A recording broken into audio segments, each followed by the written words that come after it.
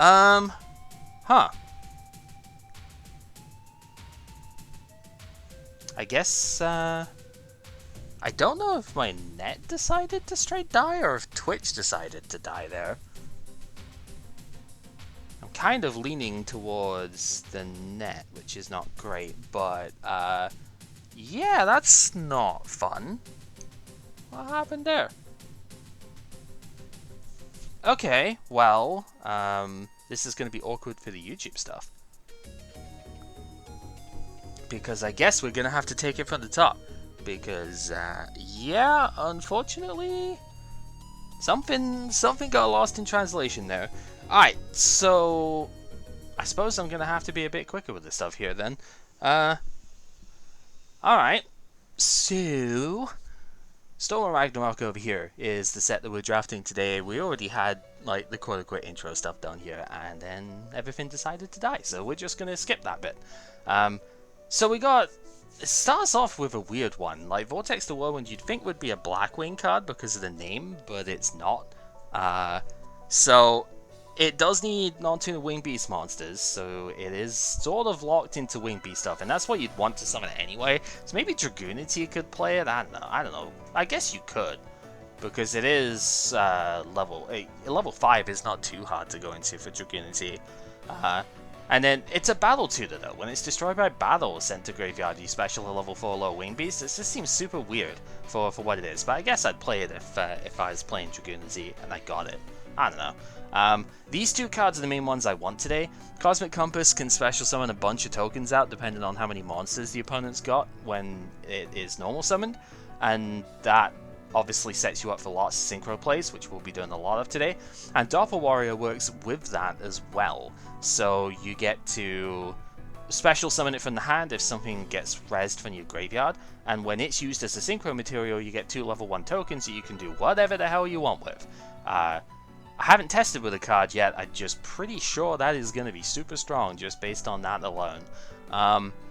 Top Runner over here is the next one I sort of noted. You can actually play this in gadgets to have a level 4 tuner. That would be pretty okay. It is wind instead of earth, but that's not really too much of a problem. The Blackwing support cards here are pretty bad, not even going to go back over them. I did think Kalima over here could be sort of alright, but it's not really that good. Nordic beasts are like the only good bit about the Nordics, to be totally honest. Well, okay, there's one other monster that's good, but it's mostly these which are okay here. The Synchro Nordics are terrible because they take too many resources and stuff, but that's whatever. The super rare here is fine. If it gets killed in battle, you get 2 level 3 tokens. They're statless, but they are level 3, so they're quite good for synchro plays in its own right. The level 4 over here is a tuner. I'm not even going to try and pronounce these, to be honest, because they're beyond my mortal tongue, let's just put it that way. The level 4 one lets you special it if the opponent's got a synchro monster and you don't have anything out, so that's really good. And it combines pretty well with this one down here. So if this guy gets killed in battle, it's when a monster you control gets killed in battle, you special summon this one out. And then if this thing gets changed from defense to attack position, you special summon a Nordic from your deck in defense position, which would be the level 4 tuner monster, and you go into a level 7 from there. That's pretty good, to be honest. I mean, this guy can bring himself out if your like last monster gets killed, or if the opponent doesn't have anything stronger than 1100 left. And then you chuck him in attack next turn, you special this guy out. You've not even used a normal summon for the turn yet, so you can do other fun stuff afterwards too. Pretty good. I think Gamma over here was kind of okay as well. Like, it's got 1900 defense and bounces the opponent's monster back if it's a weak one. So it's kind of okay in the early game, so that's fine. I think the only other one that was remotely okay was this one that was fine. Like, if you're playing a full-on Nordic deck, because you've got to banish 2 Nordics from your hand, which is why you've got to play the full-on deck for it. But you get 10 levels worth of monster out of the deck, out onto the field in one shot with this. So, I mean, that's how you get the Odin, I think it is. I think it's Odin that needs the Ascendant. I don't remember which one is which for it, to be honest. But I think that's how you would get him out. Unfortunately, this one doesn't get treated as any... There's one Nordic thing that gets treated as, like, any Nordic tuner type, because each of the bad thing with Nordics is each of the 3 monsters require 3 entirely different types of monster to go into. It's really stupid. Like, why can't it just be a Nordic monster plus whatever, you know? So dumb. The other thing I was going to go into is the 6 Sams. This is probably the biggest archetype that comes back in this thing, is the legendary 6 Sam. Kizan can do all sorts of stupid loop shit, and he definitely would be the one you'd want to play if you can get your hands on it, because you can special it from the hand very easily, and yeah, its attack and defense thing doesn't matter, but the point is it can recursively special summon itself if you can get it back into the hand, which there are loops with spell cards we don't currently have, but there are loops that will allow that to happen. So definitely one of the best ones. Inishi was decent, but I don't think it's necessary if I remember rightly. Yeah, you can banish 6 Sams to return a card to the hand. It's kind of whatever. Yeah, it's not necessary. It's good, but not too important. Kageki is definitely important, because when you normal this thing, you special summon another 6 Sam from your hand, which is going to be their tuner monster, Kagemusha. So that gets you into level 5, which is what their boss monster is. So you definitely want these 2 together. This also goes to 1700 attack when there's another one out too, which is pretty good. Shinai and Mizuho over here actually work very well together. If you've got one of them out, you can special the other one from the hand, and then you contribute, using this one, you contribute the other one to pop something. I think it's to pop something on the field? Yeah, like target one card on the field, destroy it, and then when this thing gets tributed, you get to res a different 6 Sam out of the graveyard. So, which would then, of course, be the tuner, so you can go into the Synchro plays, blah blah blah. Really good stuff. The Karakuris, we didn't get any of them last time, so, I mean, I guess there's a tuner one here that's level 4, that could be okay. Not really too worried about it. Scraps, we didn't get enough of. Watts, we didn't get enough of. Symphonic Warriors are in here. I think these do like level and type modulation stuff, which is kind of interesting. They're all tuners as well. I don't know how good they are, to be honest. I've never really been able to make heads or tails of them, so probably not bothering too much with them. Yeah, so here we've got the actual boss monsters for the Icier archetype, as it is, and the Nordics. Yeah, Thor needs Nordic Beasts, Loki needs Nordic Alpha, and Odin does need Nordic Ascendant. Why they can't use the same thing, I don't know. The Alpha ones are really, really bad. The Ascendant one, at least it's got that Valkyrie lady. And Nordic Beasts are decent, but you just wouldn't want to waste 10, you know, like all the Synchro plays on this thing. I mean, I guess if this was a quick effect, it'd be fine, but like it's not. So negate the effect of all face-up monsters your opponent currently controls would be really good if you could do it in the opponent's turn, but nope. So that's fine. Legendary 6 Sam, as I mentioned, this is the boss monster that your level 5 syncs are going to go into. Definitely really good. I don't know why I'm dropping frames here, by the way. Kind of annoying, but hopefully it's not going to last too long. Yeah, so this guy can once per turn negate a spell or trap card, just any spell or trap card, which is really good, and can protect himself. He's 2500 as a level 5 synchro too. It's kind of absurd. So definitely very, very powerful. There's another Scrap Dragon in here that I don't want. This one takes free materials as well, so yeah, probably going to draw it, but you know, whatever. There's a bunch of 6 Sam support stuff in here as well. Shien Smoke Signal gets all the level 3 lower ones. That's your Kageki, I think he's called, the one that specials another one out. Kagemusha can always, yeah, Kageki here. Also gets these 2 out too. So you want like all the smoke signals basically to get the swarming stuff going for the 6 Sam. This also works with Asceticism as well, or however you pronounce that. I've never really seen too much.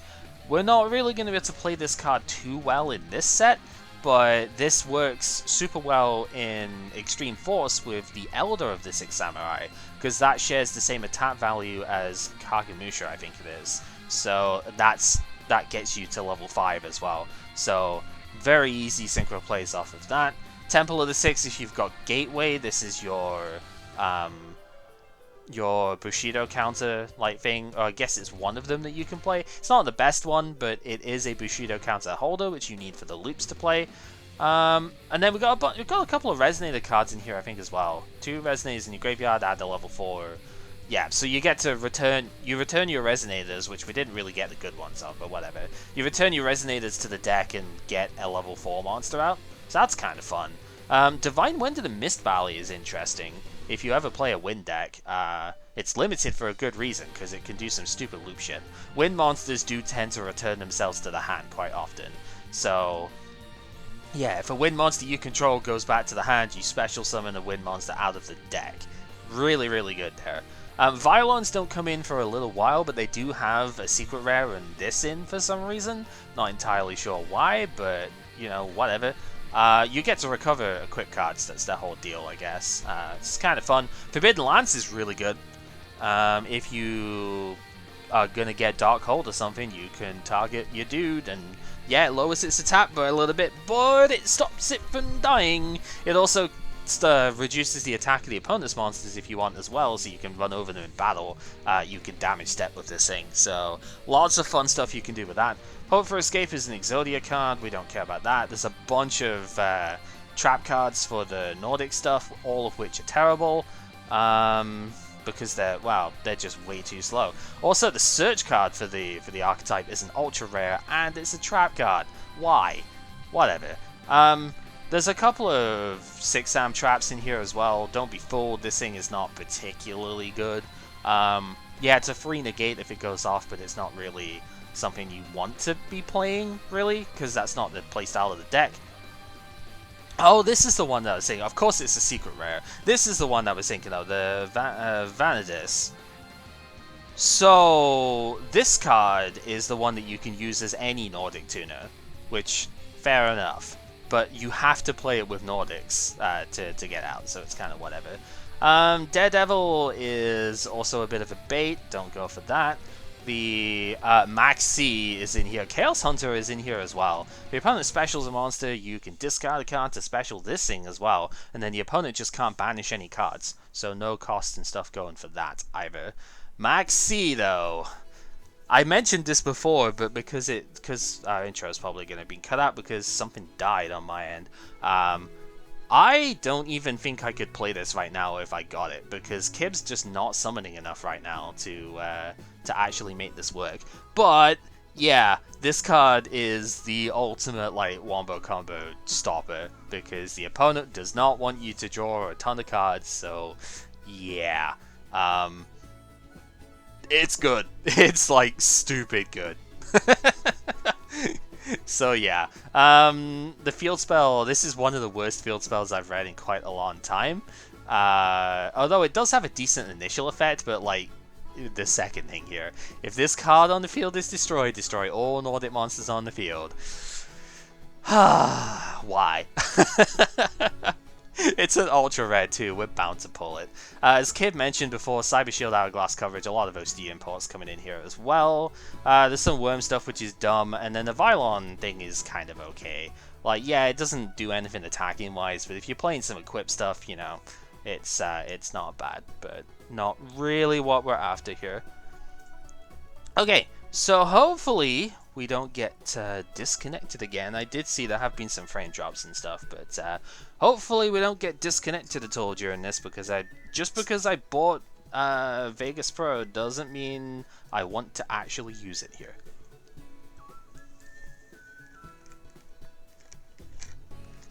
I don't know what was up with that actually, because my net was fine. Like I was loading stuff totally fine, so I think it was just Twitch that died on me for some reason. But whatever, doesn't matter. 24 pack, Storm of Ragnarok. We want Doppel Warrior, and we probably want Cosmic Compass as well, but we mostly want Doppel Warrior. Bam! Ah, we got the Nordic thing first. Rip. Okay. Is there anything good in here? Top Runner, like I mentioned this one, if I was still playing gadgets, Top Runner's a level 4 tuner that I could use in that deck in order to go into Stardust and whatnot. So it's not bad, right, for that sort of deck, because I don't have a tuner for machine stuff.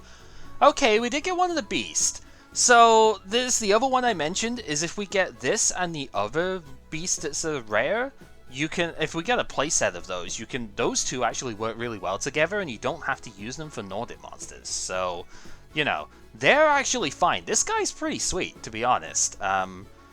Since it's not locked into Nordics, if the opponent has a Synchro monster and you don't have a monster out, you just special this guy. So he's actually really quite good, like, just as a standalone thing. Light is a bit weird for beasts, but, yeah, still good.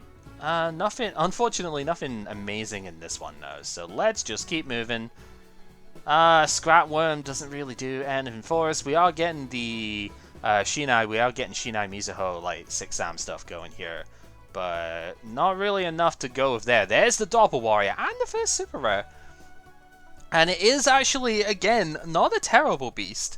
If this thing dies in battle, you get 2 level 3 tokens that you can use for whatever the hell you want. So, again, actually not a terrible card. I could see that being played in some decks that I've had in the past. Would I want to use it right now? Again, not unless I get all the Nordic stuff, but it's actually fine. Divine Wind, I did mention this card as well. It is very good. It is limited for a good reason. So, yeah, we're going to have to try and work this Doppel Warrior into today's deck. Yeah, I'm sure there's a bunch of cheese that you can do with it. Hope for Escape, I mentioned this is the Exodia card. I think it's like, if your life points are at least 1,000 less than the opponent, it's like you pay, I'm going to just double check. If your life points are, yeah, at least 1,000 higher than the opponent, you pay 1,000 life points and draw 1 card for every 2,000 point difference there still is between yours and the opponent's stuff. Yeah, I know you just got here, it's fine. Yeah, so this one's kind of neat. I'm gonna quickly lower my bitrate stuff down here a bit. I don't know why I'm dropping frames here, but it's annoying me, so I'm gonna cut it down a bit. Yeah, so like I said, it's a Cheeseball Exodia card. We're not really going to be playing it, but it is a fun one to note. Like, there are interesting things that you can do with it. Just not in our setup. Alright, what else we got? Oh!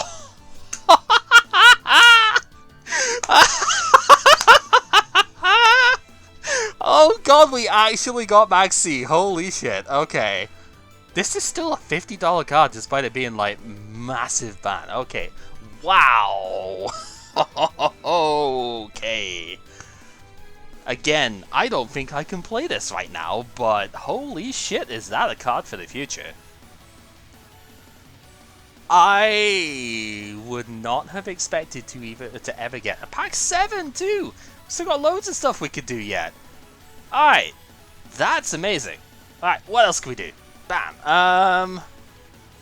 Not a lot, to be honest. Yeah, it's a good side deck card, at least. Yeah, not a lot going in there. Let's just move on. I already got my Doppel Warrior, too. This is, yeah, even though these packs are kind of trash, this is already looking fine, right? Kablam! Hey, Doppel Warrior number 2. Okay, I've got to try and fit this in.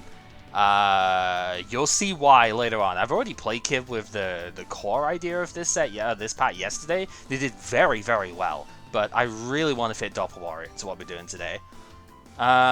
Scrap Worm doesn't do shit, so we don't care. We did get Kagemusha, that's fine. Yeah, some of the common, like, 6-am stuff is not too bad, too. Pow! Not really a lot. There's the two that combine with each other, which is fun, but not really a lot going there. Halfway through, let's see what else we can do.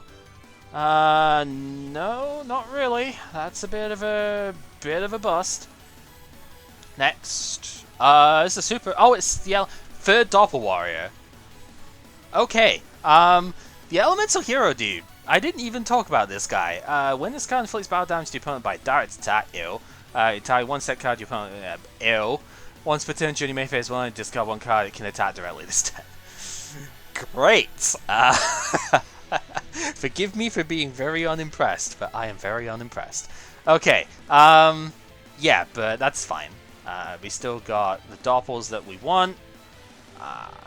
Nothing too amazing here, but that is fine. What else can we do? Pow! Alright, we got the Nordic one that you special summon like tokens. So we haven't got nearly enough of the regular ones here. So we don't really, unfortunately we can't really play her, but she is kind of cute, so there's at least that. 4 Doppel Warriors. I think this is my first Cosmic Compass, actually. This is the other card that I wanted today. I don't even know if I'm going to be able to fit this in the deck, but it's a good card. I wouldn't mind trying it out. Yeah, no, it's not really helping getting 4 of them at this point. God! Every single scrap, dude! Every single freaking scrap monster! The Synchros! I have got Scrap Archfiend, Scrap Dragon, Scrap Twin Dragon, and the Atomic Scrap Dragon! God damn it, this could have been Shien!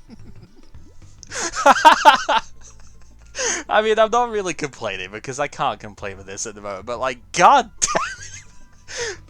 I am not playing the stupid scrap tuners to play this. I don't have enough of the beast. Yeah, no. This guy's actually pretty good, but again, we haven't pulled enough of the other Nordic beast in order to make use of it yet. And we're only 6 packs left. We'd need at least like 2 of the tuner and then probably 1 more of this guy. It's not really going to happen, but you know, the idea was nice. Yeah, this guy does not do anything, so we don't really care about that, so let's just move on. I hate this so much. Where's my forbidden lands? No! Oh my god, why do I have to keep getting the stupid ones? It's Odin. We did get the Valkyrie lady that you could use to go into this, but like hell are we ever gonna do that? Like, oh my god. Dude. Okay, what else can we get? Ooh, Inishi, okay. I didn't get any Kizan so far, but Inishi is cool. Okay. Probably not playing it, but hey, he's neat. He's got a big old sword too. Also another one of the Nordic Beast guys. We only got 3 packs left though. We're not gonna get the ones that we want off it here, but that is fine. This is the first Kageki that we've picked up as well, so that's the other reason I can't really go ahead and play them at the moment, because you need more than 1 of him. You need at least 2 or 3 of that. So, yeah, 6 I'm probably not getting played this round, but we'll see. Stardust Duder doesn't really do a whole lot. I did mention it again this time round. Last pack, what are we gonna get? Kapow! It's a 5th Doppel Warrior! Of course it's a 5th Doppel Warrior. Add this stinger to the collection. Okay. Oh, that's funny. Alright, hey, we got all the Doppel Warrior I could have ever wanted, though. That is something. So I haven't played with Doppel Warrior yet. This is going to be the first time I get to that sort of point, but I've got to fit it in. It is going to be absolutely amazing with what I want to play today. Yeah, it's a maxi out of 10. That's pretty much it. Didn't even get a playset of Mist Valley. I know it's limited, so it's whatever, but didn't even get a playset of it, because that's just how this set went. Yeah, there were a few holos, like most of them were not great. I'm a little bit sad that I didn't get more than 1 of this guy. I was hoping to pull like 2 or 3 of him, because that would have been an interesting direction to have available to me, if nothing else. Sadly didn't happen, so we won't be going down that route. That's fine, I already have today's deck, like, at least mostly started. Yeah, 1 Kageki just doesn't do it. Mizuho is fine, like, this is good, obviously, but, yeah. I don't think the 6 Sam stuff is going to come together anytime soon, so probably not worth going into that. We did get Maxi, though, so, you know, hard to complain, because I did pull the C. I'm still shocked at that, actually. I would never have expected to actually pull that here. Pack 7 too! Of course we get Odin, because why not? I mean, it's such a trap, right? Because it's 4k attack, and it's just like, dude, this thing looks so good, but no, it is not. Like, it is absolutely terrible. Too many scrap worm as well. Yeah, there's a lot of awkwardness in the rares that we picked up here, but it's fine. I got what I wanted, and that's really all I can ask for. And by got what I wanted, I mean I picked up the Doppel Warrior. Problem is, I don't even know how many of them I'm gonna be able to fit in the deck, and like how many I would want to run here.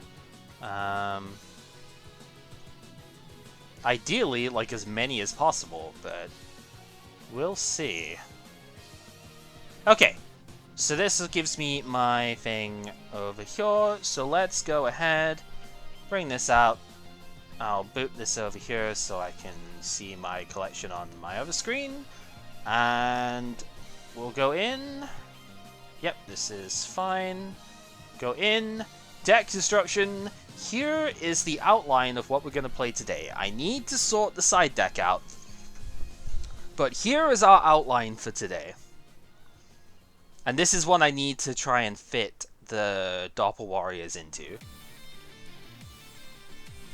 So let me go over the basic idea of what I have set up so far, and then we'll try and fix the side deck and put the Doppels and stuff in here. So the idea is quick draw Synchron, right? This is the main player that I've really wanted to play for a while. I just haven't been able to make a deck that actually used it well enough, because we didn't have enough materials to use it with. Quick Draw Synchron can only be used for the Synchro summon of a monster that needs a Synchro tuner. So that is your Junk Warrior, your Turbo Warrior, your Drill Warrior, and stuff like that. We didn't have enough of them to really make it work. So, like, Junk Warrior is level 5 and is not particularly good in its own right. So you kind of don't want to go in with that, because it doesn't, like, you have to use Level Leader to get Quick Draw down to be able to use it. That's a bit of a waste, so not really super good. We only had Turbo Warrior that you could play. I got one Nitro Warrior, so like this is pretty good.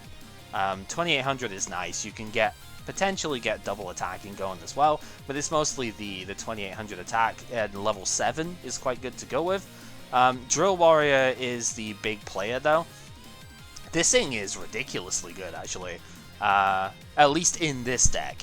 So 2400 attack is fine on the level 6. You can halve it permanently, by the way, but you can halve it to make it attack directly that turn, and then you discard a card out of your hand to banish it, special summon it again during your next standby phase, and get a monster back out of your graveyard. That last effect is one and then the other, like, immediately. It's a Soul Taker situation. For those who don't know what I mean by that, that means you cannot use Torrential Tribute on the card, or Bottomless Trap Hole or something like that, because the effects happen in sequence, but in the same chain link. So you don't get to do it, because the last thing that happened was not the summoning of the monster. At least I'm pretty sure that's why it's worded that way, or ruled that way. But yeah, it forces things to miss timing based on that. So, like, Soul Taker was notorious for that, because it's destroy a monster and gain 1000 life points. If that monster had an optional, like, when you can effect upon being destroyed, it missed the timing. So, yeah.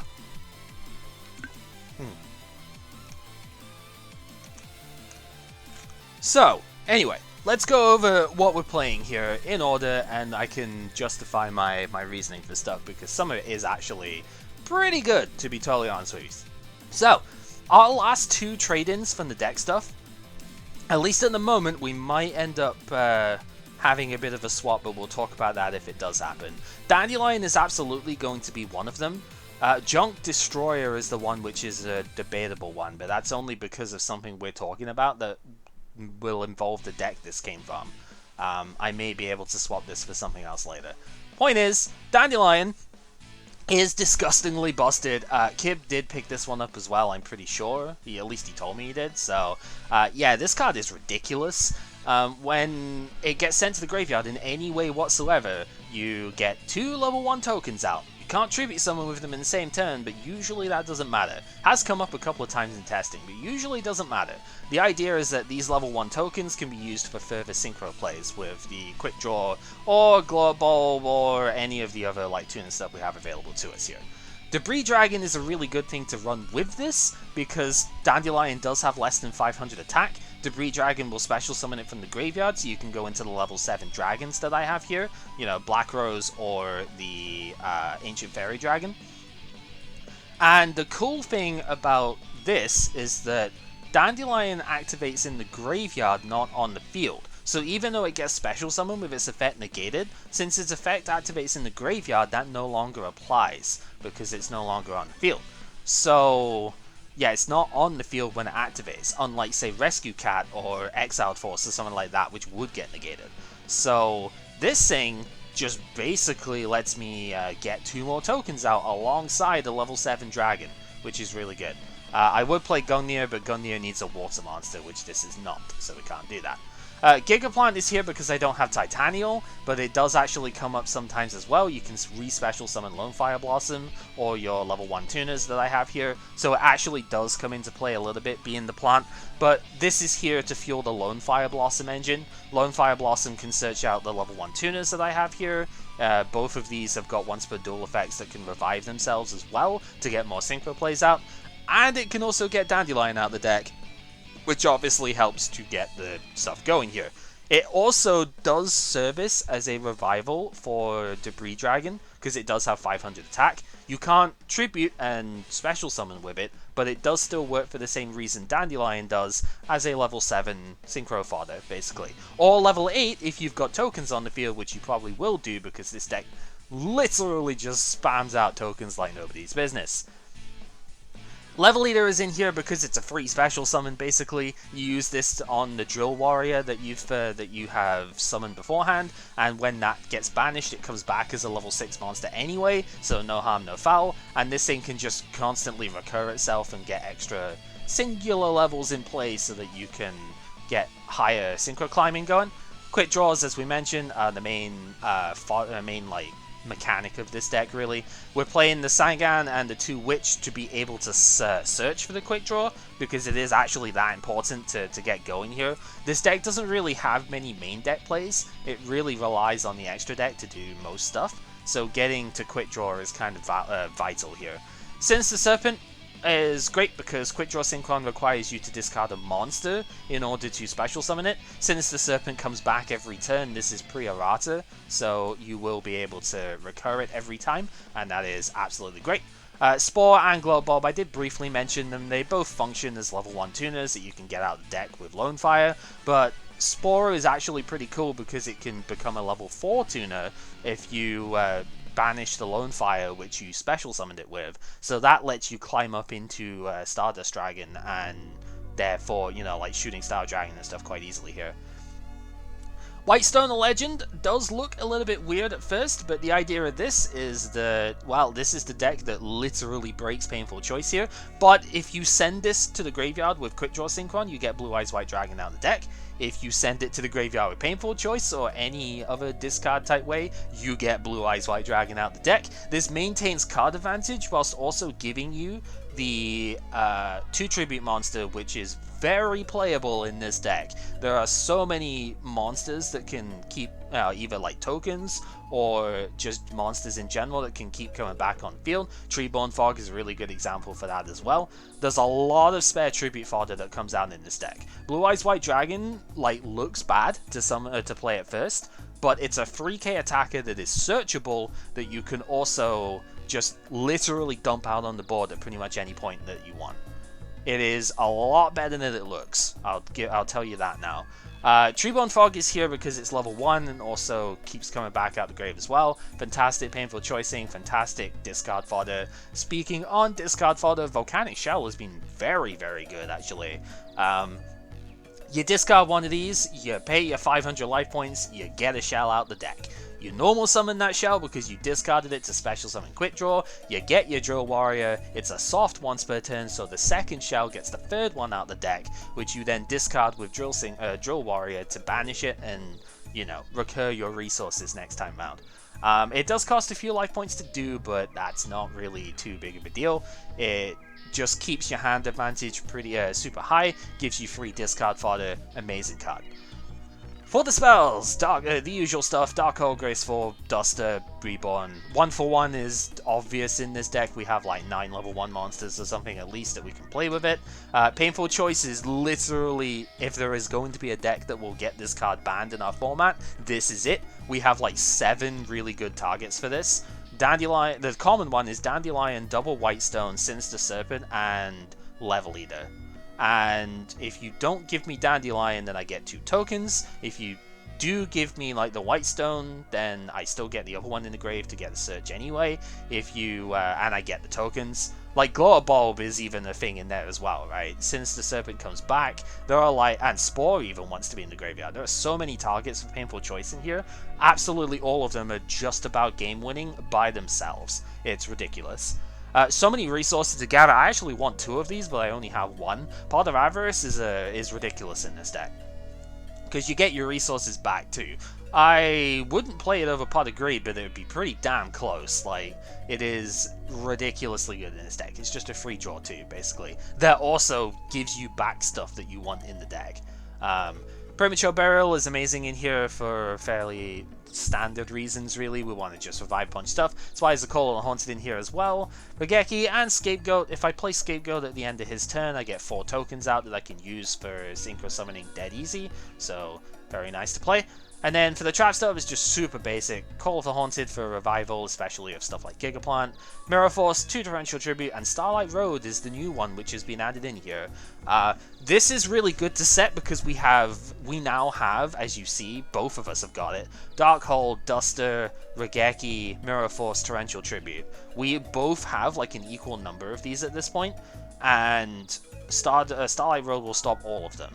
And it's usually a game-winning play if it does too, because the Stardust Dragon then stops the next big removal that came out there as well. So this card is absolutely insane. I really would like to play 2, but I'm going to just side deck the other one at the moment. Yeah, that's pretty much it. Speaking of the side deck, there's not really much at the moment. I haven't really sided into a lot of the stuff. Obviously, the Doppel Warrior was something I wanted to get from this set, so this needs to try and find its way into the main deck, because I think that will actually be super cool. I just don't know how the hell I'm going to do it, to be honest. The deck does look pretty well set to begin with, so it's going to be very hard to fit. But I definitely want to play it because it's a lot more like Synchro fodder and stuff here. Effect Veiler, if I wasn't going to play the Blue Eyes Whitestone thing, it would be 2 Effect Veiler and Zabor, because this is the best Monarch that I have. Once again, Tribute fodder is like a dime a dozen in this deck, so Tribute monsters are not necessarily that bad to play. Most of these decks, of course, would have played Riser or Caius, most likely Caius at the time, but I don't have Caius, so this is kind of what we got to go with here.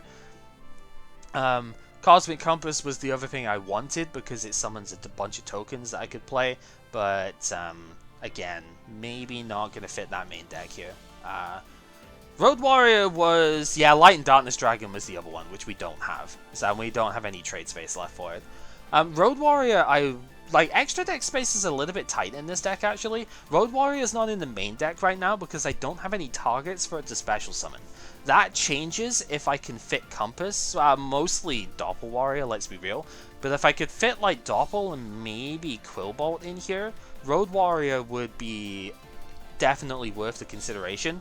Because level 8 is not the hardest to go into. Free materials is a little bit annoying, though. But definitely something worth looking at.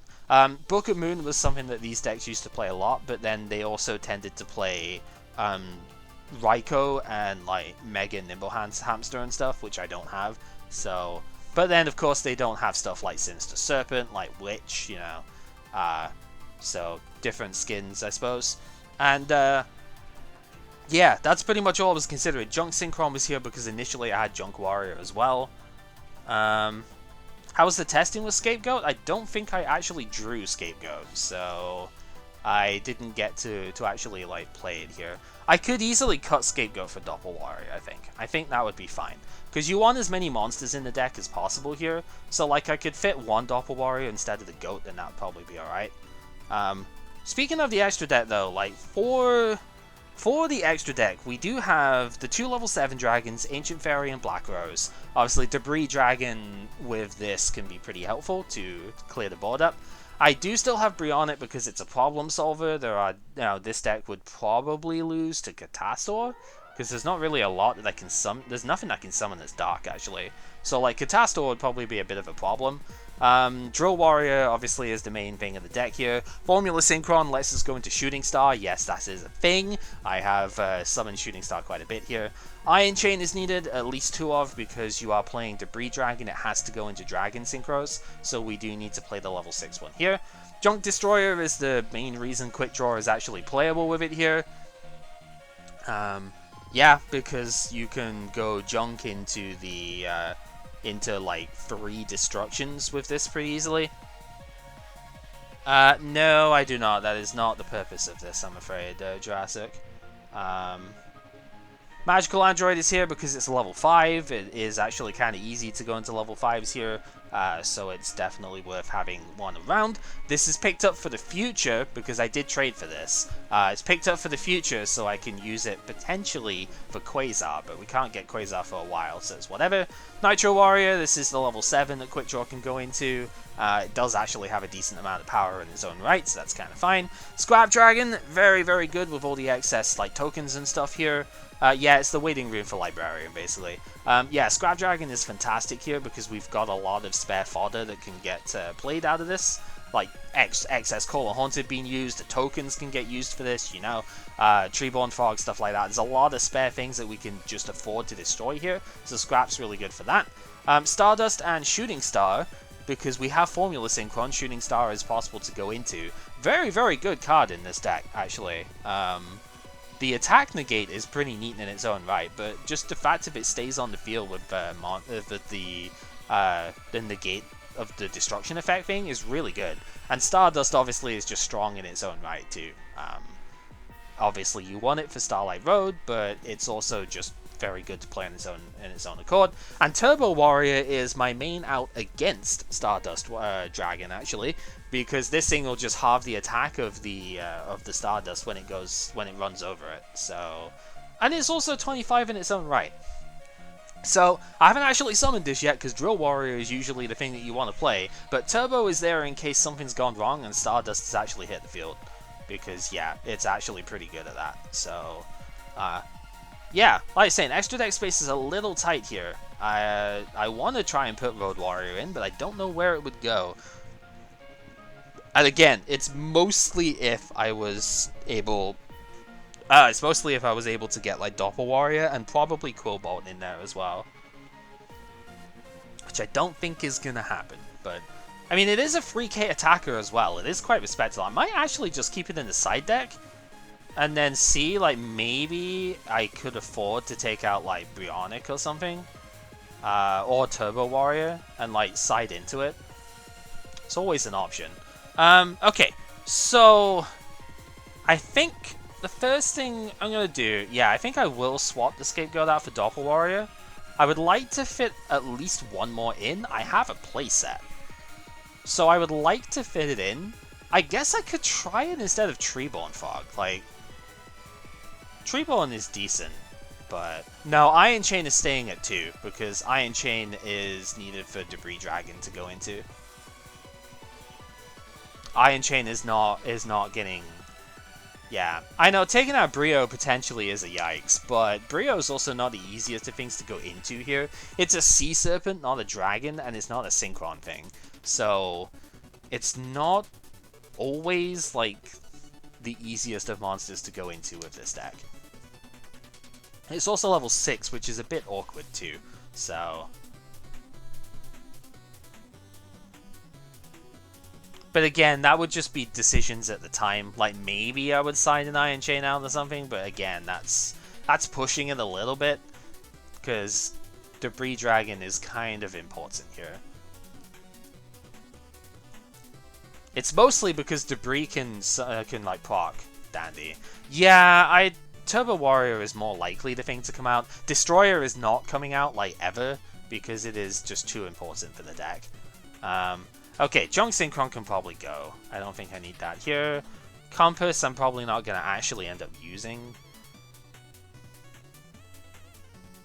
But I kind of still want to try one anyway. I just don't think I can actually fit it in. Because I can't really take out Gigaplant because that is one of the big payoffs for like Lone Fire stuff here. It's one of the only main deck cards that I have that could actually put a fight up. I think I might actually sub out the Frog and try it that way around to begin with. If it doesn't work, then I'll take it out. But I want to see how this card works. So I think that's what I shall do. As far as side stuff goes, I mean, I don't think I'm gonna fit Quillball in here. Quillball is a really cool card, but I don't think it's gonna be the mainstay in this one. Although it would be pretty cool to like Painful Choice with that, but no. I think that's gonna go.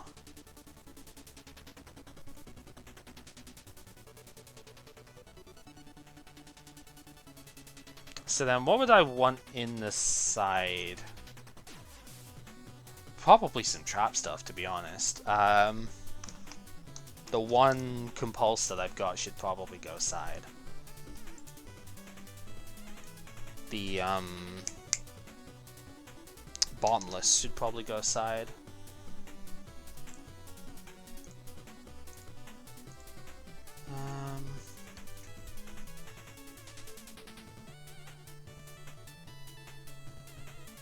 No, we didn't pull Tuning. That's why I've got to play Witch and Sangan.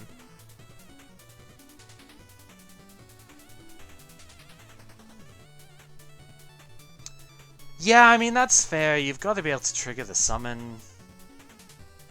I'm going to try with 2 and then I'll probably end up siding one out, to be honest. But Level Eater's a really good way. Like, Level Eater, Globe Bulb, and Spore are all fantastic ways of doing it. Debris Dragon can also work. Like, Debris Dragon, even just Debris Dragon, a Volcanic Shell, that specials the Doppel, you then go into stuff from there, right? Yeah, Brain Control, I think, is probably the ideal, like, extra bit here. In fact, I kind of want to take out Book and put another one in. I should probably take out Compass. I'm most likely not going to get anything off of this. It's just the Compass plus Quick Draw thing is really enticing.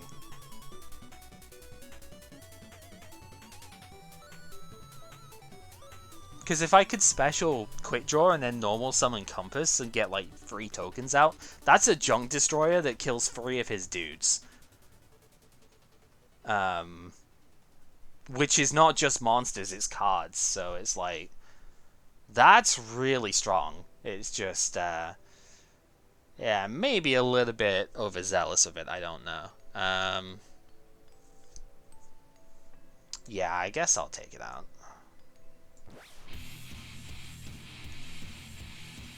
Am I actually going to side in any of this stuff? Probably not, but, I mean, other than the Treeborn Frog, right? This is the first time I'm going to have an extra that thing in here, but... yeah, Goat's probably better for that, but, you know.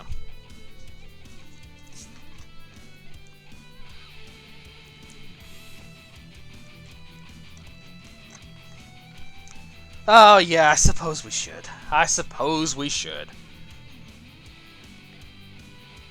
Remember that it existed. Yeah. Yeah, I suppose we should. I'm actually kind of wondering if I should put Crow in here as well, in the side. Yeah, you know what? I'm gonna cut one of you.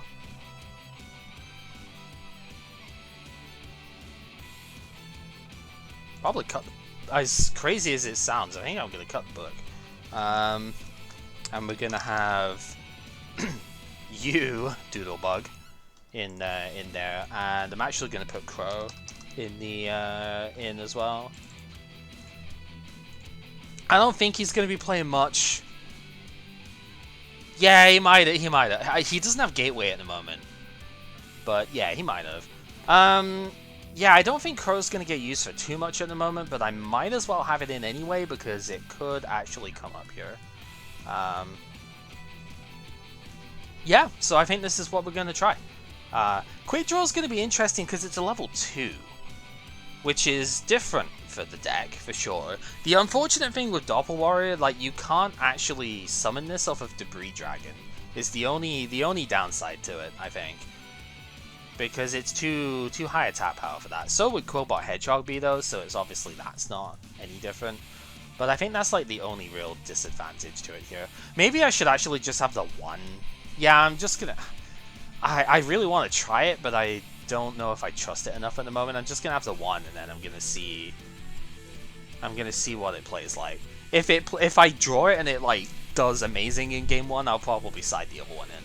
But I really like the actual structure of this one. I think this deck is definitely different from what we played before, but is also like actually pretty damn strong. So yeah, we're gonna leave it on that, and seems like Kib is still on the building side here.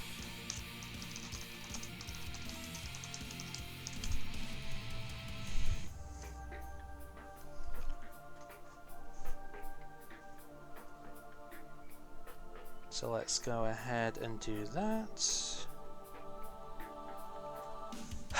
Yeah, I know it does, which...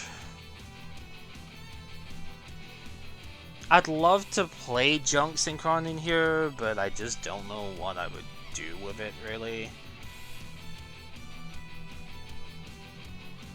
Yeah, because you would really want to have Hyper Librarian for that sort of thing.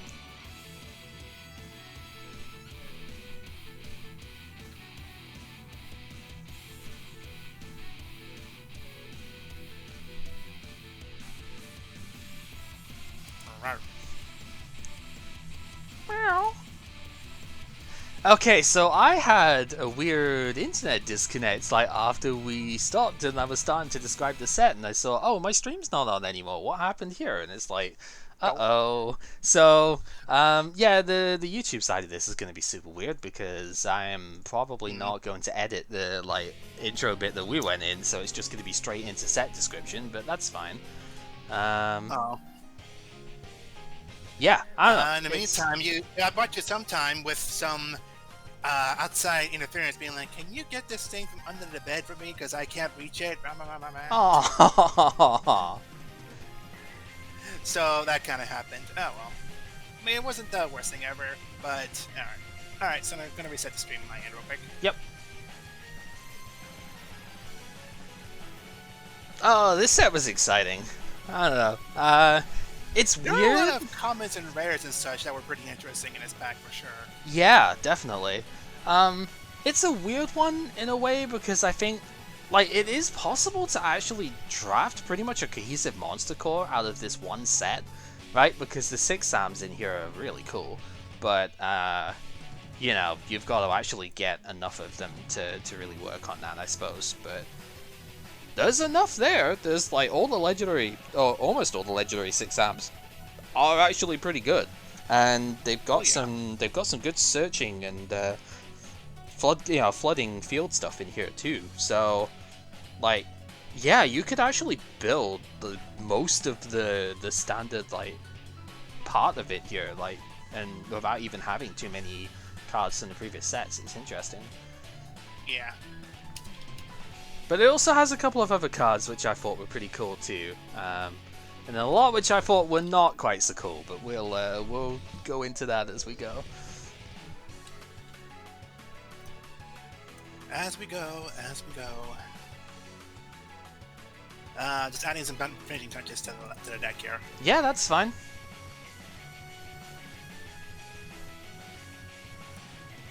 I almost wish I could have done more with mine here, but at the same time, it's like I didn't want to wreck it, and I'm honestly not sure. You don't want to be a Wreck-It Ralph, you want to be a Fix-It Felix? Yeah, exactly. But yeah, I don't... Someone was advertising, no stall decks, please. Yep.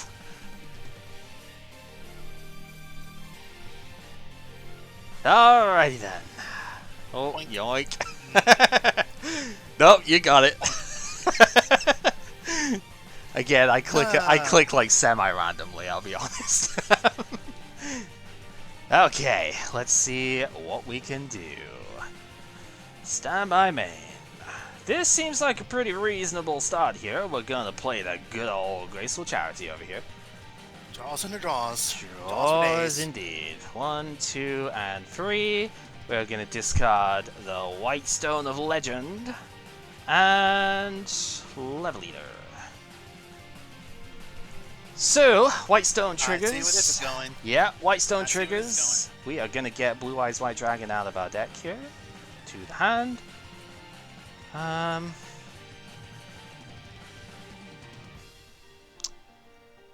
Yeah. Problem is, there's not necessarily much I want to do after that. So we're gonna set 2 and leave it there. Leave 2, leave it there. Yep.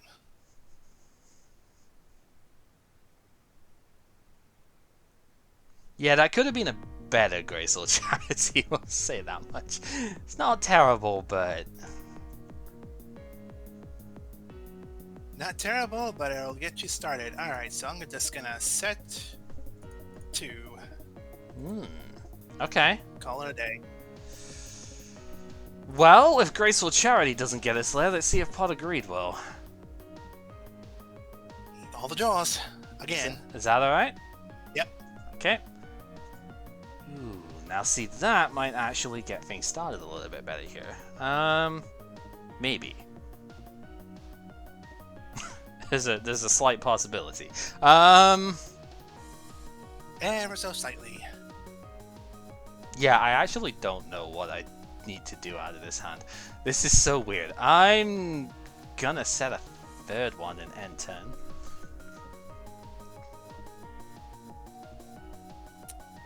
That's a pretty hefty back row. Let's see if we can do something about it. Let's try and activate. You know it's coming! Starlight Road! Yep. So this will negate the Duster, and we'll special summon the Stardust Dragon out of the extra deck. Alright, well, let's try this then. Yeah, that's gonna resolve.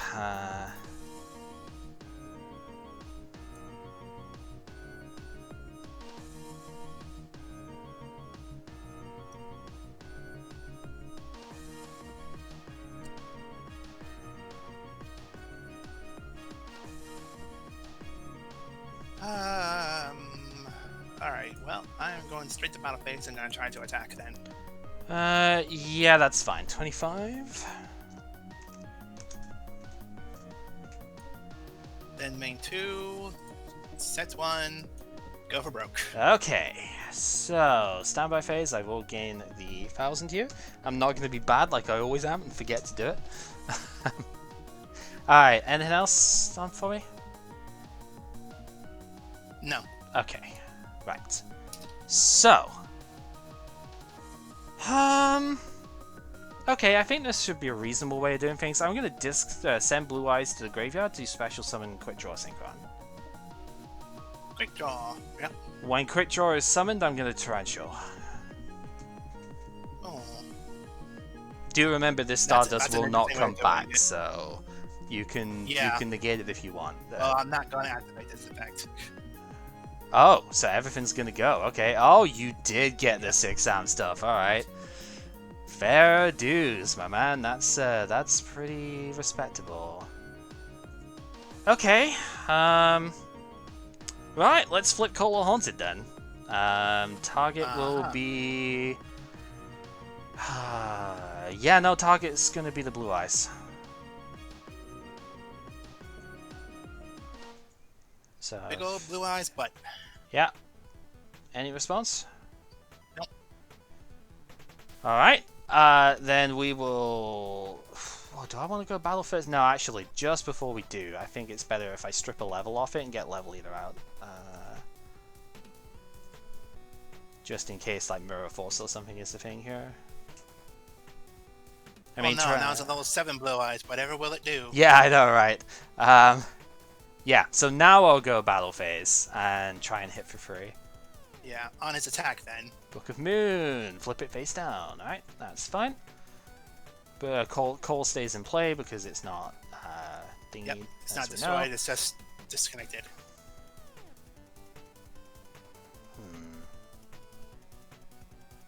Just thinking, Is there something else I should do here?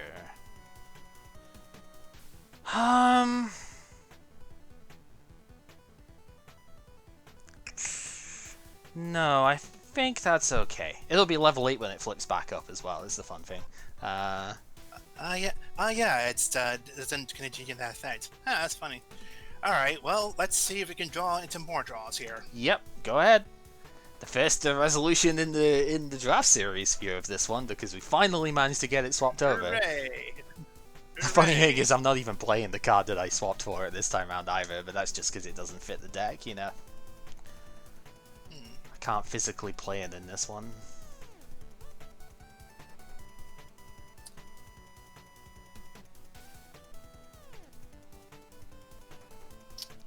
Oh, this is a tough one.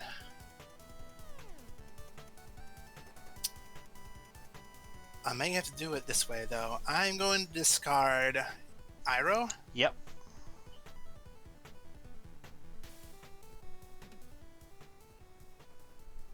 And Sanji. Okay. Then we'll activate Dark Hole. Dark Hole, that's fine. They will go. Alright. Alright, then we will activate Reinforcement of the Army. RotA! Yeah, this is the advantage of playing stuff like a 6-Sam, is you get to play the best searcher in the whole damn game. Okay, maybe not quite, but it's what is up there. You know, there's a reason this thing is at 1 still.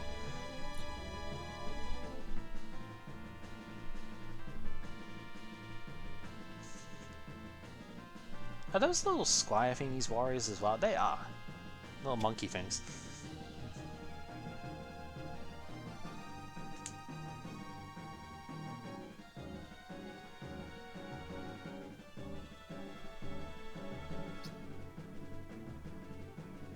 Level 4 below, yep.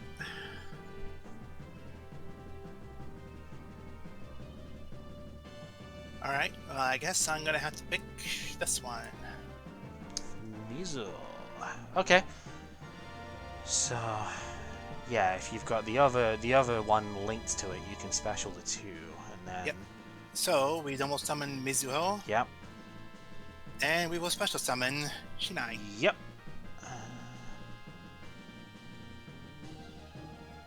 Okay. Yep. So that's 31 total.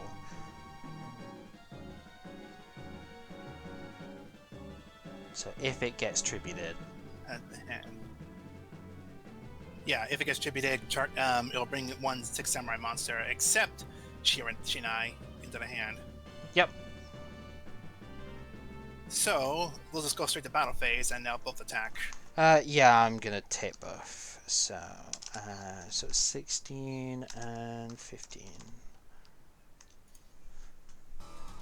Yeah, even if I had Gauze, I wouldn't be able to play it because I've got this dead call haunted on the field. That is a card I control, so it doesn't matter ordering this time round.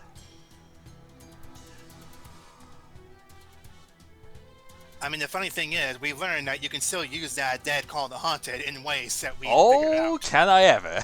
Yep. So I'm actually going to activate her effect then. Okay. And I will tribute Shinai to destroy Call the Haunted. Yep. And this lets you then get the... Shinai's effect is targeting a 6 samurai monster from the graveyard to add to hand. Neat.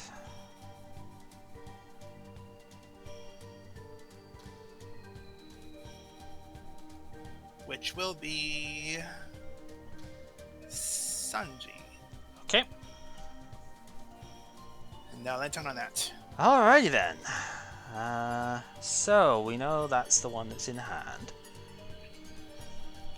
Well,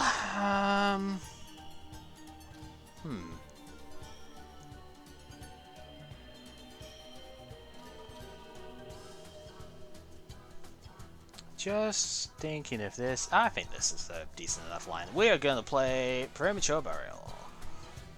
Uh-oh. Yeah, Prem's going to get the blue eyes out. Return of the Dragon.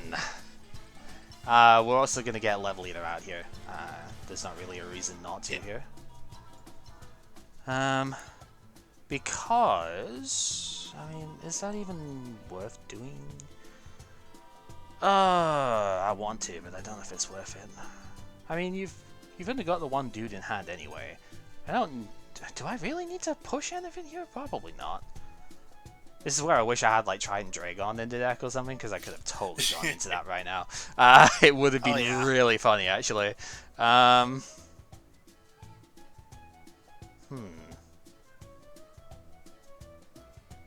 Yeah, that would have been so funny right now, actually. Oh god, I could just imagine that. That would almost be game here too. Jesus, because there's ways I could do it. It's just thinking, what do I want to do here?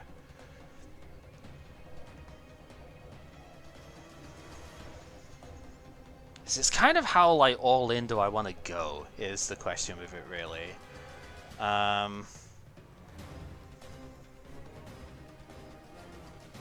mean, I haven't normaled yet. I'm actually... I'm actually just gonna sack the level leader to normal summon Gigaplan. I think is the best way here, because you can it cannot be tributed except for a tribute summon. So which is weird, but okay. Yeah, obviously that works out here. So and then I'm gonna strip another level off the Blue Eyes to get it back out, just as added insurance here. So it is now a level 6 Blue Eyes White Dragon. Alright, battle phase, Gigaplant can hit. And the Blue Eyes White Dragon can go in and actually land this time. White burst the stream. Yeah. White burst the stream. Yeah, it's your pick. Oh dear. I don't even fully remember exactly what the inflection even is for it, but it doesn't matter here.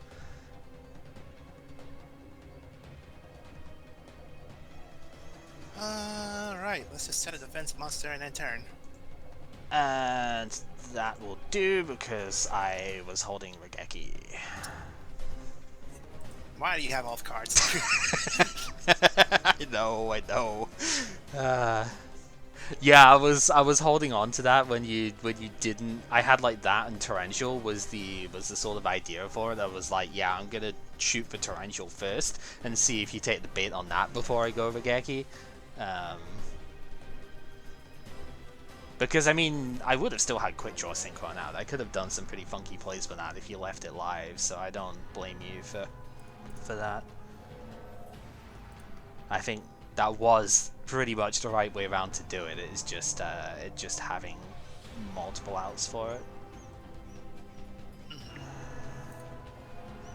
So I was gonna get cute and I was gonna put Scrap Dragon out in that last thing. Is what I was sort of thinking. Do I wanna like go all in with this and seeing, you know, because Scrap Dragon would have been decent to destroy the monster, but I was like, nah, I'm not really going to get any significant damage off of that. Like, it's not going to be more relevant than just hitting with Blue Eyes as I had. And then I read it's like, oh yeah, you can actually still tribute someone with level either, so let's just do that instead, you know? Which is, again, it's really weird that it was worded that way. You cannot tribute this monster except for a tribute summon. Yeah. Like, that's the only thing you'd be tributing it for. I mean, you wouldn't tribute to other things, I guess, but yeah, you can't tribute. That's the way it sounds. It just makes it weird. Yeah, it's like it's designed to stop you from tributing it for card effect stuff like Monster Gate and whatnot. It stops you from tributing for that. Really, is the main idea.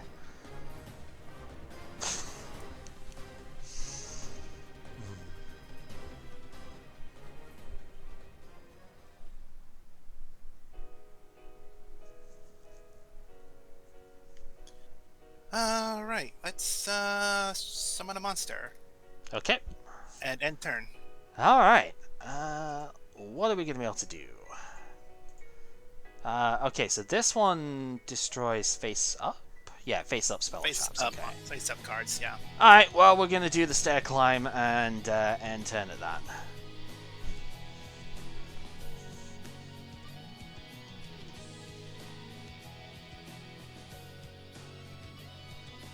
Oh,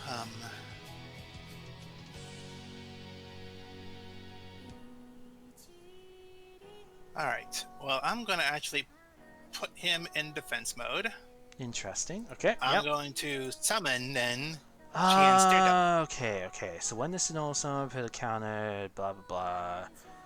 I'm gonna TT. Eh. Since the serpent goes to grave. Right, let's set one and then turn. Alright. So draw. Standby phase. We get Since the serpent back into hand here. Anything for me? No. Okay. Oh man. What's a guy gonna do? We're gonna do the same thing again, and you're good to go. The exact same thing. Amazing. Well, I'm gonna pass. Oh no. Okay. Oh, well, that might actually get things going a little bit. Lone Fire Blossom. Yep. Gonna activate the effect of Lone Fire. We're gonna sack it, and which plant to get is the question here, though. So there are some options that are more valuable than others. And I mean, it's do I want to thin another Lone Fire out the deck is the question too. Not really. I'm gonna put Gigaplant down. Gigaplant. Okay. Yep. Alright. Battle phase, let's try and have it hit. Right. Okay, and that will do. Thrilling gameplay at the moment, but you know. As always. Alright. Set one. Alright. Well, at least we had a thing off of it this time. So, we are going to Gemini the Gigaplant. So, activate And the then you're gonna summon from the graveyard or the...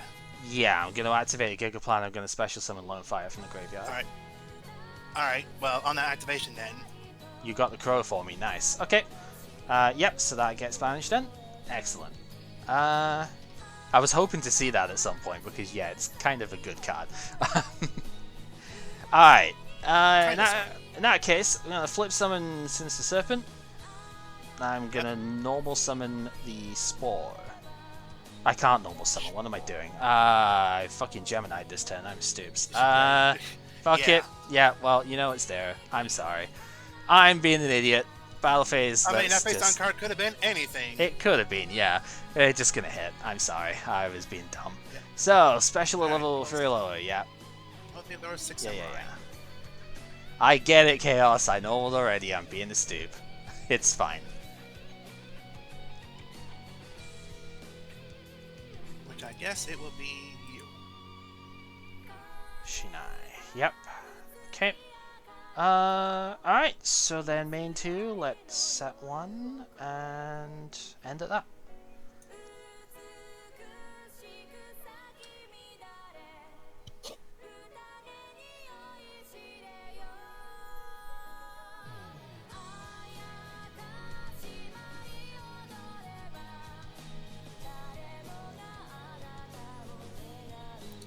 Alright, well, let's normal summon Hero. I think I'm gonna have to try and hit it TT again. because I think I know what's coming after this as well, and I'm just like, yeah.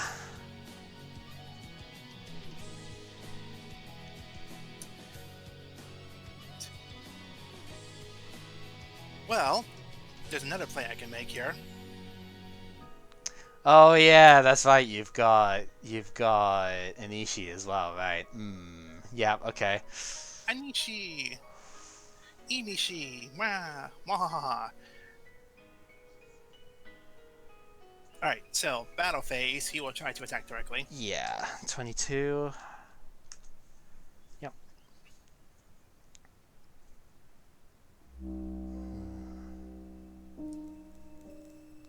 I will admit, I kind of forgot about that card.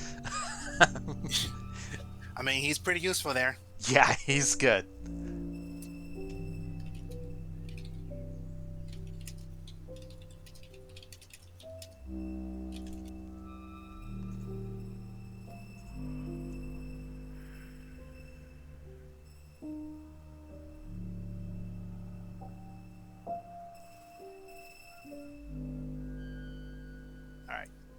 I will end turn on that. Okay. Right. All right. On your draw. Yep. Oh, Imperial Order. Okay. Right. Standby phase, effective Sinister Serpent, bring back to hand. Is that right? Yep. Okay. Just make sure you're not going to crow that too. Yeah. I mean, anything's possible at this point, let's be real. Yeah. Okay, so I think I have a line that I can go with for this then. We're going to send Spore to the graveyard to special summon the Quick Draw Synchron. Quick draw. Yep. We're going to normal summon that Sinister Serpent so that we can sync for 6. Goes into the Drill Warrior.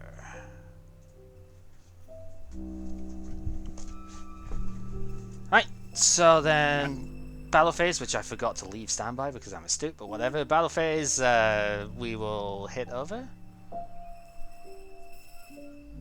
And then main 2, I am going to pitch a Blue Eyes to activate the effect of the Drill Warrior, and I suppose I should have done it otherwise in case you wanted to Veiler, but yeah, I should have declared this first because the discard is actually for cost, but I was kind of assuming you weren't going to Veiler it, but that was a bad assumption. Am I alright to do this? Yeah? You're good. Okay, yeah, we're gonna banish it, and yeah, we're gonna end the turn at that. Yep. Alright. Pay for the order? Standby. Pay for the order. Okay. Main phase.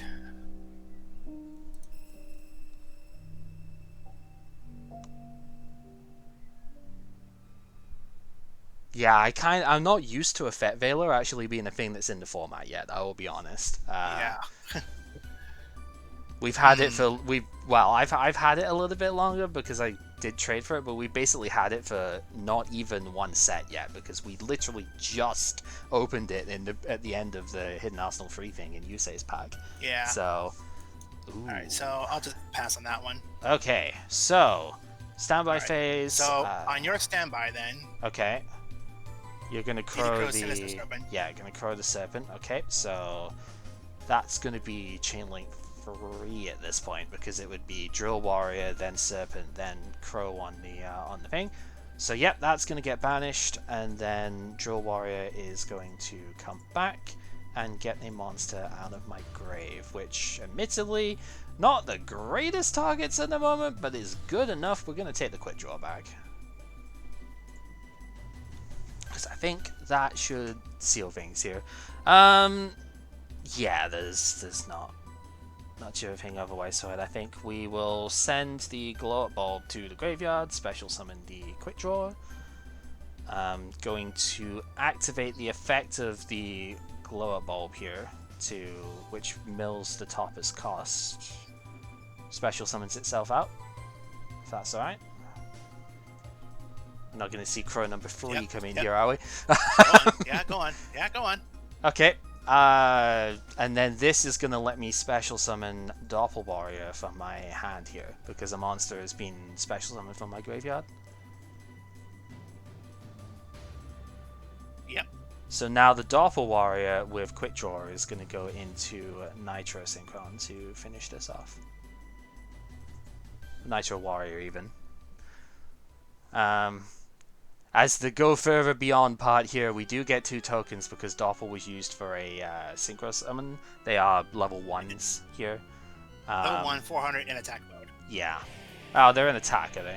Yeah, they are. I mean, these they default to special summon in defense, so you actually can't. I'm just saying that's what it says. Yeah, it's dumb. It's weird though, isn't it? It's like you can't actually think it in that way. Yeah, I mean, obviously, I don't really need to do anything else of it here. I almost want to, but I know that's being dickish though, so I'm not going to. I mean, you've gone this far. Do you want me to see how much more I could do with this? Because it's not a lot. You did show already how far you can go, and at this point. Because I don't think it's a lot that I can do with it right now, based on what's here. But because yeah, I can sync for 2 to go into the Formula Synchron, which draws a card. I mean, that would be wonderful if I could play it. I'll show it because we're done anyway. Imperial Order's kind of stopping that one. I mean, can't stop a win. No.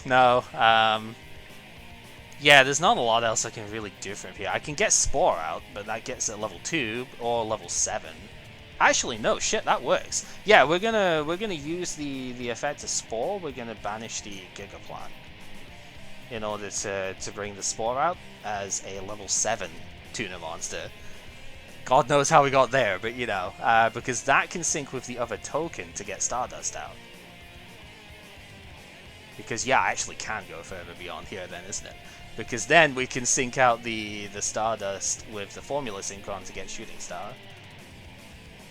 And go even further beyond.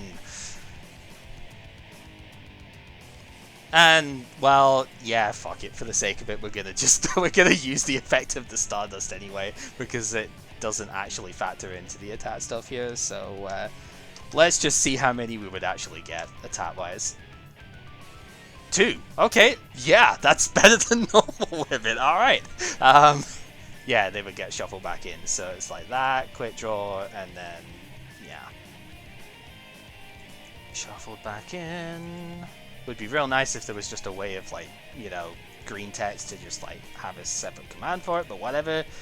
Yeah, sorry, then battle phase. Does it have that green text then? No, it doesn't, surprisingly. There's no context-sensitive thing for it. Yeah, so a Shooting Star can hit twice then. Special summon Battle Fader. That would be a great Battle Fader, but unfortunately not. That would have been a pretty good Battle Fader at that point. Yeah, and Brownie saying, and people wonder why they thought the game went fast here. Yeah, my opening hand was such garbage, dude. The last thing I had in hand here was Blue Eyes. So my opening was like double Blue Eyes, Torrential, I think it was Gigaplant, and oh no, was it Gigaplant? Yeah, like Gigaplant and Doppel Warrior or something. It was just like, what on earth am I supposed to do with this? I just... Oh no, Sinister Serpent, it wasn't Gigaplant, that got drawn later on. So yeah, it was like TT, double Blue Eyes, Sinister Serpent, and Doppel Warrior, and I was like, I have nothing I can play with here. Face down I had was Starlight Road, but it really didn't make too much of a difference there. And as you know, Pot of Greed was my draw off of Formula Synchron. Would have been great, but Imperial Order.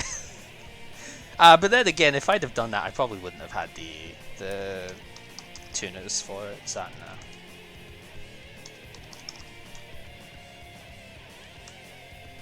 So this deck is interesting. We did play a little bit with this yesterday. It's I think it's like a couple of cards different plus the side deck. It's actually really just like one card. It's that Doppel Warrior. I wanted to try and like actually make it work here and see now, what if I it could knew do. you were going to play this deck, I actually would have made an effort to make a deck that was not just for fun. I'm Just to try sorry, and have fun. 6 Sam. No fun allowed. I'm sorry, you saying 6 Sam is a fun only deck? I don't know about that. Then again. Did I say it was a fun only? No, I'm just saying no fun. I mean, it was fun to activate Mizuho and Shinai for one, but then, you know, it didn't work. How many of them did you actually pull? Because I see you... Just one. I got 3 Shinai, and I pulled like 5 Shinai. Only 1 Mizuho, though. Oh, damn, really? Ouch, okay. I literally got like... I should take a train for her. Yeah, I literally got like 5 or 6 of each, and I was like, yeah, that'd be really cool. I didn't really get much else for them, though. I think I got no Smoke Signal, I got no Did I get no Asceticism or 1? Looks like no Asceticism. Asceticism? How the hell do you say that word? Surely the C is silent. It's gotta be. It's Yeah. Asceticism. So I got none of that card. I got 1 Anishi, which was cool, but I didn't get any Kizan, and I only got 1. What was he? The tuna, not the tuna one, the one that's special summons as well. Is it Kagari? No, Kageki. There we go. I only got one of him, so I was like, I don't think there's much I can really do to play 6-Am right now. Which is a shame, but it's fine. The other thing I was looking for was the Nordic beast stuff. And I got 2 copies of the level 3 rare. I got 1 of the super rare, and then I got only 1 copy of the level 4 tuna one. So that was a shame, because I would have actually tried to build something with that too, potentially. Because they work quite well together, and they don't need to use the Nordic, they don't need to be in Nordics to actually, like, you know, play out. So that would have been good, but we didn't get that. Yeah, so like I'd shown you this deck yesterday is the main thing, but the idea, as I was saying to everybody else before, and the idea was Quick Draw Synchron is a brilliant card that we have just not been able to play yet, and it's about time, because we have enough stuff for it at this point. With having Drill Warriors a rare from the last Yusei pack, picking up a second copy of that is fine. The Turbo Warrior is a bit cuttable, but it's good against Stardust, so it's there anyway. And then the last deck thing at the moment is the Junk Destroyer, because it can clean up a lot of the tokens that I'm summoning and get a lot of destructions out of that. And yeah, Blue Eyes is a brick. Not my fault I drew both of them at the start of the game this time round. You have not seen the amount of times I have opened Painful Choice and just been able to dump out both White Stones and Dandelion and Level Leader and, you know, Sinister Serpent, and it's just like, yeah, try calling it a brick at that point. It was unfortunate, but hey, it is what it is. Yeah, otherwise that's pretty much the idea. I pulled 5 Doppel Warrior, and I was like, holy shit, I really didn't need quite that many because I can't play 5 of them, but it's like, now I really want to try this card out. Could only fit 1 in though. I took the Scapegoat out for it. Which is probably fine. I almost cut Treeborn Frog for it as well, but then I was like, nah, I don't know if I trust it that much. Because Treeborn Frog would be one of the main ways of actually triggering the special summon effect on it, so I was like, yeah. I don't think I trust removing that, but yeah. Yeah, that was pretty much it for me. really wanted me to try the Nordic monsters. Oh yeah? I'm really sure it wanted me to try the Nordic monsters, because pulling up a lot of the Nordic monsters, a lot of the Nordic support, and pulling Nordic Relic Metingord, target 1 A0 Nordic monster you control, its attack defense becomes double its original attack defense until the end of its turn. It just can't attack your opponent directly. Oh, right, okay. Oh, that last bit kills it, because I picked up Odin, which is the 4K one. That would have been really funny to have that, you know. Oh, yeah. 4 Double Warriors, yeah. 4 Double Warriors. Oh, you got 4? Wow. I think I drew most of the 6 Samurai ones, just not the Smokehouse. Yeah. One I could have used. I did draw Kageki. I just didn't find a good spot for him in this deck. I could probably replace him with one of the Foot Soldiers. That's fair. Yeah, do all 3 Blackwings, if that means any god freaking thing. Okay, yeah, I pulled the... Yeah, no, I did actually pull them. I pulled, was it Kalima, the, Brisote? I don't think any of the Blackwings in this set were, like, remotely good. Really, the good Blackwings were the ones that came out in the first 2 sets. And just about nothing else. Maybe Breeze, but, like, that's about the only other one. I think, at the moment at least, until... like the Duelist pack for Crow, which is right at the very end of this after we open Extreme Force. That one's got Zephyros the Elite, and he's really good, but the rest of them, yeah, no, they're trash. But yeah, the Blackwing stuff just it's not good if we can't use what we've already got with it. It's not gonna work at this point. All of the rest of the Blackwing support is just terrible. There's not really any better way of putting it, to be honest. Alright, is there anything else interesting you want to go into with this set before I speak on stuff? Or? Well, let's see. Aside from that, Mist Valley was one I was kind of hoping to get. Yeah, so, the Divine Wind of Mist Valley, which is the Mist Valley Fields card. Did you get one? Yeah. Okay. Yeah, I got common, 2 as well. But it's, I mean, that was one I was kind of hoping for. I got 4 of them, actually. But yeah, it's only limited to one, Yeah. funny enough.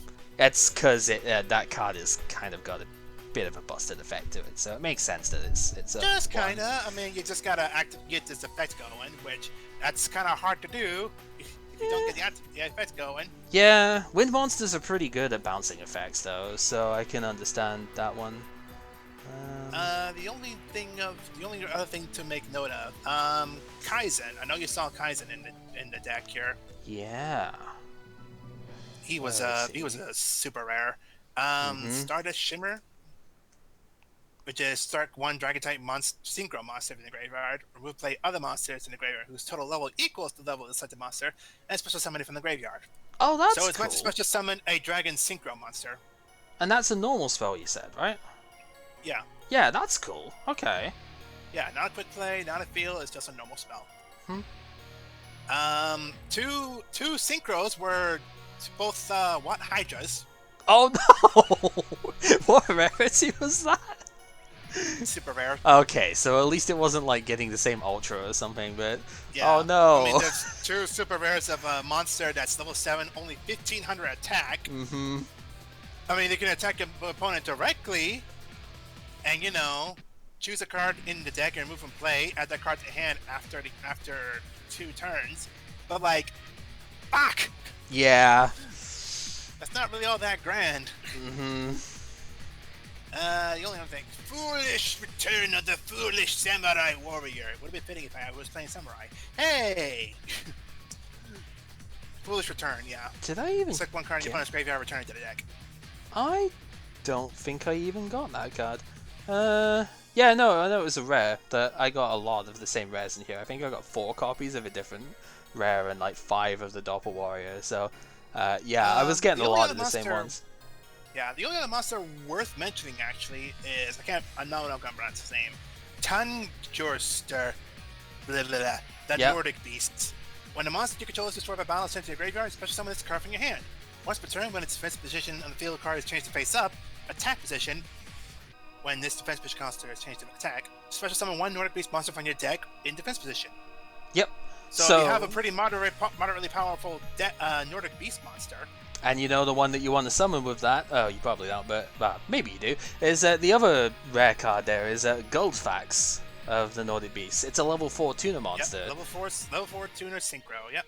Yep, it's like if you control the single monster and you control no monsters, you can special summon this card, and I do have him too. I was hoping to get more of him. I got 2 of the one that you described, I've only got 1 of Goldfax. And I got 3 Goldfax and 1 Tensjor. Oh man, dude, it's so close! Because that's actually pretty good, right? That gets you into level 7 synchros without that much pain. Well, really. Immediately when it's summoned, or actually if it's summoned. Or, okay, so if you destroy my monster, I special summon on the field. I can special summon defense mode. Then when it's my turn, I switch it to attack mode and get my tuner. Yeah, from the deck. Or any other Nordic beast monster that's super strong or something. Yeah, I think there was, like, again, there's the super rare, which I did pick up, that's, he's level 3. If he gets killed in battle, you get 2 level 3 statless tokens on the field that you can then use for the synchro plays. Obviously, I get the idea, they're both level 3, so you've got 6 levels with that, 4 from the beast, and that gets you to 10 to summon Loki. That's the idea, but obviously you can use it for plenty of other stuff too. Yeah. What's the last thing here? Musakani Magatama, which is the destroy a spell trap card if you have a samurai on the field. Yeah, isn't it like... there's like Magic Jammer, there's Spell Drain, Spell Drain, there's other stuff to stop magic attacks. Yeah. Or magic cards. I forget. Oh wait, I've got it here. I can look at it. Does it have to be? Yeah, it's an effect that destroys a card. Yeah. Can work on a monster too, but yeah, it has to be a destruction effect. Which again, it's fine. But I think there's other ways to stop that. And I think it's a bit of a trap because it requires you to have this exam in play. So I think it's not bad, but I don't think it's good enough to really, like as you say, when we've got better options and stuff with it. Aside from that, aside from the few comments I've been wanting, yeah, that'd be all I have. All right, so here's my lot with this. So I've mentioned that Nordic Beast super rare. that gets you the thing. But Elemental Hero Ice Edge, woo, he is so bad. It's like if he does damage by direct attack, he destroys one set card in the opponent's spell and trap zone, and you can have him be able to attack directly that turn by discarding a card out your hand. 800 attack level 3. Whoop-de-frickin' do. It's not worth anything.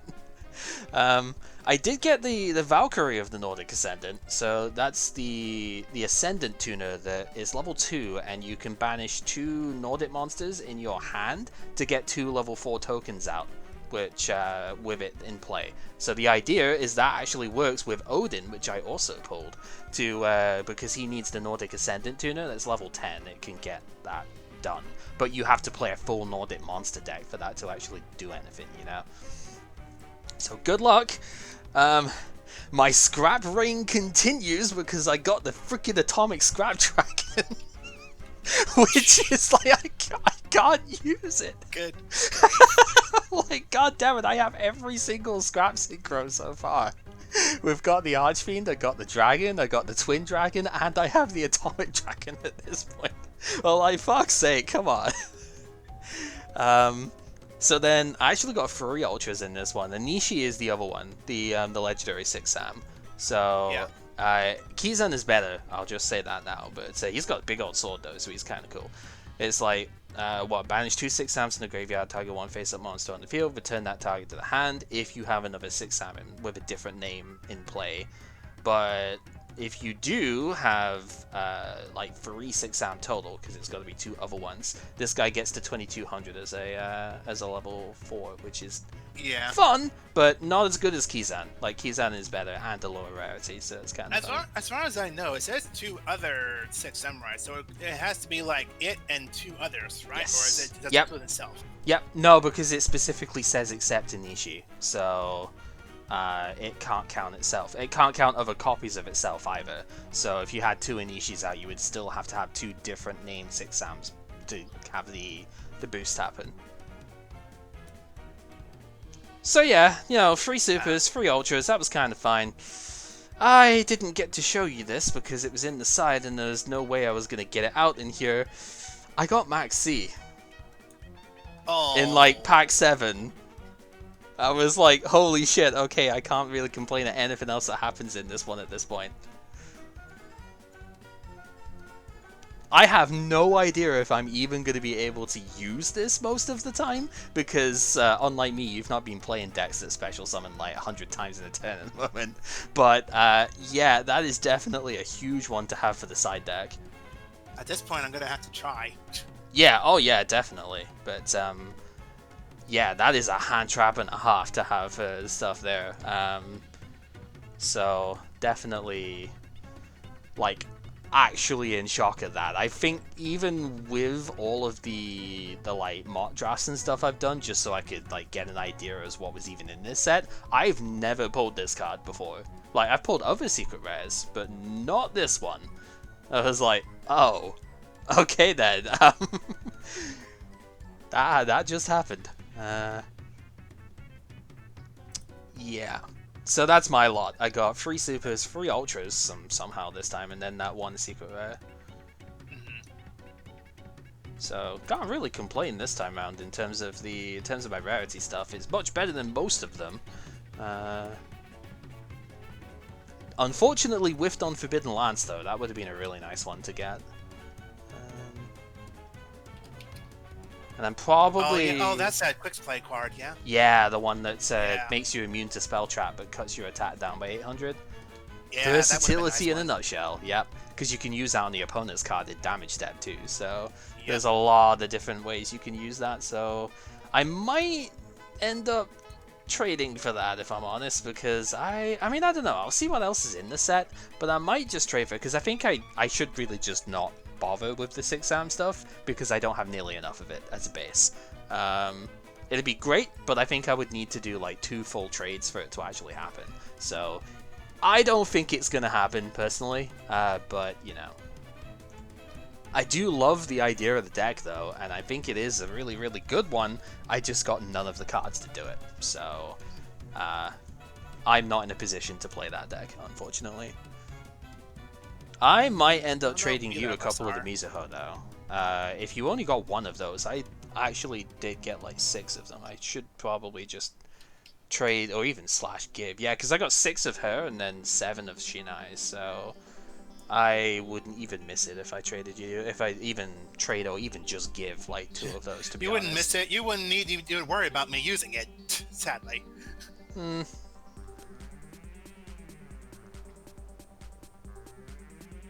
Trade it all to Kib, let him make it? Yeah, honestly, I could. I We mean, what could. could I trade back in that case then? Um. And even then, is it gonna be beat? Is it gonna beat that deck today? Well, I don't know. Maybe if we get like Gateway and stuff like that open, then maybe. I can't tell you that. I don't know. I know it was meta at the time, so. But then again, I think yeah, like Quick Draw Dandy Warrior was, but not with Painful Choice and all of that stuff in. You know. I didn't even resolve Painful Choice this time round. That's the silly thing with it. Is like, yeah, this I was hyping it up, going, yeah, this is the deck that's gonna get Painful Choice banned in that format, and I never even got to resolve it. Sad face.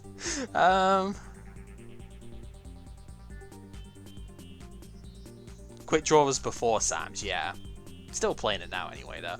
Alright, yeah, we know. I need to. I don't know if you're probably taking the trade, but I'm gonna give you the wheel anyway, just in case you decide not to. Because we kind of do need to go down that route. Okay. So I actually don't have the rules thing open up at the moment either. I'm gonna get that set as well. Yeah, I have it up right now, actually. Yeah. So for Storm Ragnarok, for the booster packs, for the packs we're opening afterwards, we're opening Turbo Pack 5. Okay. The structure deck for now is Dragunity Legion, and this is the first card of 2011, so promo cards are now in 2011. Yeah, they sure are. And you'll technically get first crack at the trades for them too, because you do have a wheel potentially that you could give up here. I don't, because I traded from Starstrike Blast, so technically you have first crack at the promos off of this one, which is interesting. Yeah, and this also means I don't actually know if there is a Gold Series for 2011. I think there is. Others 2011, yeah, Gold Series 4 Pyramids Edition. So if you do get a Gold Series thing at some point, that's the one that we'll pick at this stage. Oh yeah, there's one. It's 2013 is when the first the first year without a Gold Series. So we've still got a little bit yet. We'll have to figure out something else. That maybe the Mega Packs or something. Okay. Are we leaving it there today then, or? Unless we want to do Hidden Arsenal. I mean, I wouldn't be opposed to it if you have the time and the inclination. I would do it. I'm pretty sure I have the time. I would have to double check on something though, because they just called me saying, "Hey, we need your help with something else now." Okay. Yeah. So I better go check out that real quick. Right. In the meantime, I'm going to have a look and see what's actually in this turbo pad today, because I have not looked at this one at all. I will be honest. At this stage, I didn't even think we were getting this far into to be honest. At this stage, I was more just like cataloging the stuff to make sure I had everything written down. I have not looked at like any of the stuff here. Hey, Dark Hole's back again. This time it's an ultra rare. Why is freaking Laquari in here? That's like, I get it, but like, we've had Laquari in at least 2 of these so far. What the hell? Oh, Wolf is a rare. That's kind of fun. What is this one? Oh, TT is a rare. That's pretty good. Every normal summon set must be special from the hand by banishing all light monsters from your field and graveyard. Tag defense becomes the number of monsters banished times 500. If special summon, send all other face. Oh wow, that's a send too. Whoa, that's a good card if you're playing a light deck. It's Light Machine. Okay, I didn't quite catch that. You've got to play light. Shit, is it just XYZ that you can play with that right now? Ooh, that's not so good. But, because it doesn't matter how... It doesn't matter how many monsters you had to banish in order to summon this thing. So even if it's just Cyber Dragon, like one Sidra in the graveyard, you banish that, you get this thing out, you send, not destroy, all other face-up monsters on the field to the graveyard. That's the opponent's too. Dang, that's pretty good. Escape is here again. Ooh, Abyssal King Shark. Black Salvo. Ooh, okay. I have a couple of targets I can play with that too. Shield Crush is a common. That's really quite good. I know we haven't played Cross Out in a while, but like Shield Crush is honestly, to me, the better version of it at this point. So, although it does destroy, that can fall foul. So does Nobleman. So it's whatever. 7 Tools is a common, is pretty good too. Miracle Fusion I already have a playset of, so I don't care. Darkness Neosphere. I've read this one a few times because this has come up as a promo. Can't be special summoned except by sending one fiend you control and one fiend in your hand to the graveyard when the opponent's monster attacks. Ill. I guess Sangan could work, but ill. Cannot be destroyed by battle. Returnal face-up traps you control to the hand. Huh. Not great, but okay. I guess we'd take it. Black Salvo is good though. You're gonna take it? You're gonna take it? Oh, we take these things. Yeah, no, I was just looking because this is at the point where I was just writing down the sets and stuff just for cataloging purposes. I never actually thought we would get this far, I'll be totally honest. I thought we would have left this at like the start of 5Ds or something going, yeah, this mechanic sucks, I'm out of here. But no, so I actually haven't looked at what the like Tony packs and stuff have got in them at this point. This one seems pretty alright. Like 7 Tools of the Bandit, Shield Crush are both commons. If you wanted Miracle Fusion for whatever reason, that's a common. Black Salvo's pretty good if you've got some Dark Machines to run with it. Because you special a level 4 Dark Machine from your graveyard when you normal summon it. It's a level 3 tuner, so it's immediately, yep, you just get Synchro out with that. Abyssal King Shark is kind of interesting for me because, you know, fish at level 4, but I guess I'd probably play it over Unshaven Angler, maybe? Unshaven Angler is quite good though because he can salvage with it. But this thing basically doesn't get killed by like Dark Hole, Torrential Tribute, stuff like that, because when it's destroyed by an effect that doesn't target it, it's not destroyed. And that's, you know, mass removal stuff. Speaking of Torrential Tribute, that's a rare in this turbo pack, so that's kind of fun. Escape from the Dark Dimension is kind of good. It's a banished version of like Call of the Haunted for dark monsters. That's kind of neat. Where are you reading this from? Turbo Pack 5. I'll give you the link. It's going to be easier. Okay, yeah. I'm just looking at what's in the actual Turbo Pack because I have not read any of what's in this at the moment. Right? I've not. Dark Hole is an ultra rare if you want an upscale. Snowman Eater is a super. I actually pulled 0 Snowman Eater, and funnily enough, I kind of wanted that in for the frog deck at one point as well, because it, you know, being water and whatnot, the level 3 would have actually been reasonable, but yeah, never got it. And then, hey, Wolf Light Sworn Beast is a rare. If we ever gone for that. Don't think that's happening. And then there's what Cyber Elsinin, I think it's called, is very interesting as well. But yeah.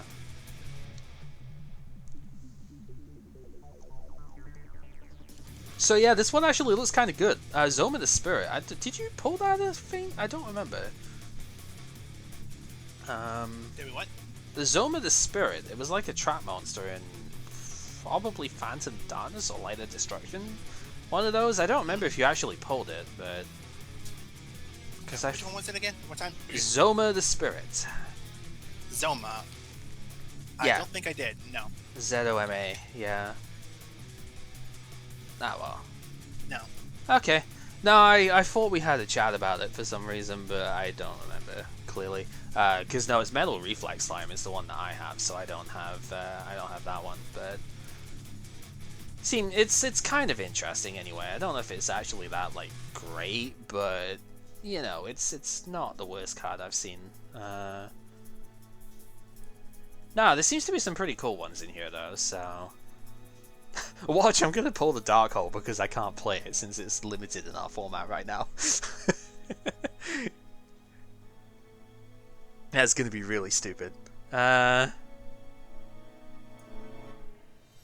are we able to do more, or are we leaving it here? To talk to my mom, I don't think we're able to today. That's so fine. That's fine. We took it to one pack for today.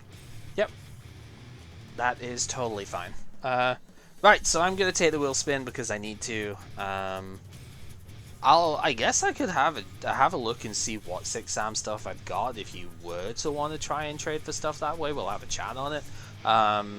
Maybe once I see what the wheel spin is here, if I get that new slot again, then maybe I've got a thing in mind I could ask for on that front, but we will see. Yeah, not a whole lot of 2011 cards in the promo list here. At least none that are repeated monsters. Yeah. Oh wait, they're all the way down the bottom, right? 2011. So the two big ones that, I mean, obviously Shooting Quasar Dragon is a thing. The major one that I would look at for the Synchro spam type decks I've been playing is TG Hyper Librarian. That is absolutely like the single best card I think in this entire year. But you need to be playing a deck that Synchro summons a lot to get the most out of it. And at this point, I've been pushing further and further away from it, and you've been accepting it more and more. Yeah. I'm gonna make that comment saying you don't Synchro summon. Yeah, it's been a bit of an interesting shift, hasn't it? It's been like the further we've gone in and the more Synchro monsters we've had available, I've been like, yeah, I'm going for it at this point. I want to see how far this mechanic can go. Turns out pretty damn far. Yeah. I wouldn't get Elder of the Six Samurai, by the way, because he's a common in the last set that we opened for 5Ds, which is after Hidden Arsenal 4. So yeah. I wouldn't bother getting him, because you'll get it very easily out of the set. He is very good, and you would definitely want to play it if you can get your hands on the legendary 6am, the Synchro that we didn't get from the set so far. Because he's a level 5 Symphonic Warrior monster, right? He's dead easy to go into with the legendary 6ams. Oh hey, Light Darkness Dragon was here, but that's a repeated one, so yeah. Naturia Pineapple, I guess, is kind of neat. Reborn Tengu is an interesting one. That one we'd have to hold out and see if we could pull it. But Reborn Tengu being a sneak peek card, that's one to keep an eye on.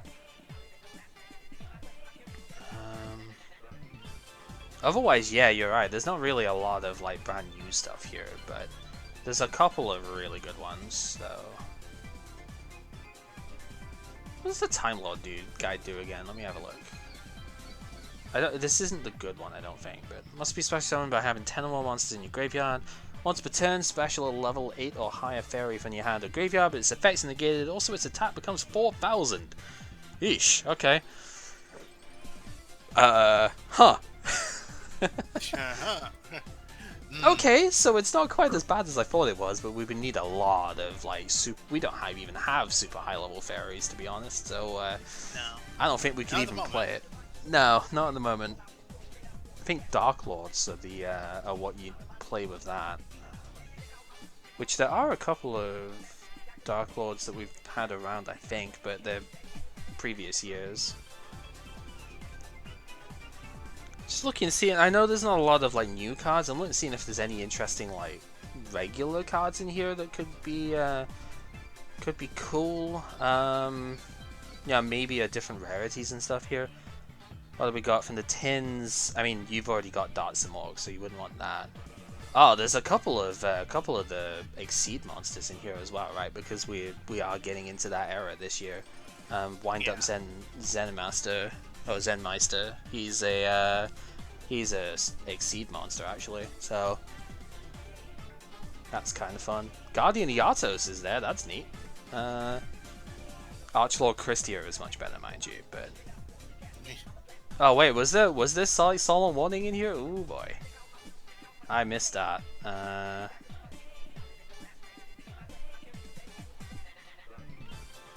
guess that would be pretty cool. Oh, there is an interesting one actually. Hand of the Six Samurai was a special edition card. That's normally a secret rare from Duelist Genesis. This would be a lot cheaper to trade for. I think it's even a super rare actually. So it'd be like a super rare promo. So you'd be able to trade for that way cheaper. Which one is this? Hand of the Sixth Samurai. Hand. Oh yeah, the hand. Oh yeah, the hand. Yeah. Which I know, I'm pretty sure you said you'd have been interested in too. I looked at it and I saw it. Yeah. That I think was a staple one of at least in these decks. So that could be worth it if you wanted to like really look at the 6 Sam stuff. I'll see what I've got for it as well. See if I can trade you stuff. Elder the six, yeah. Yeah, like I say, an Elder you want to hold off on because it's a common. You don't need to waste your stuff here for it. Yeah, okay. So it's TG Hyper Librarian, Hand of the Sixth Samurai are the main things I'm seeing from 2011 here. Reborn Tengu potentially, but it would suck to trade for it now and then somehow get like 3 copies of it in the in the Extreme Force pack. It's a super rare, so it's unlikely, but you never know.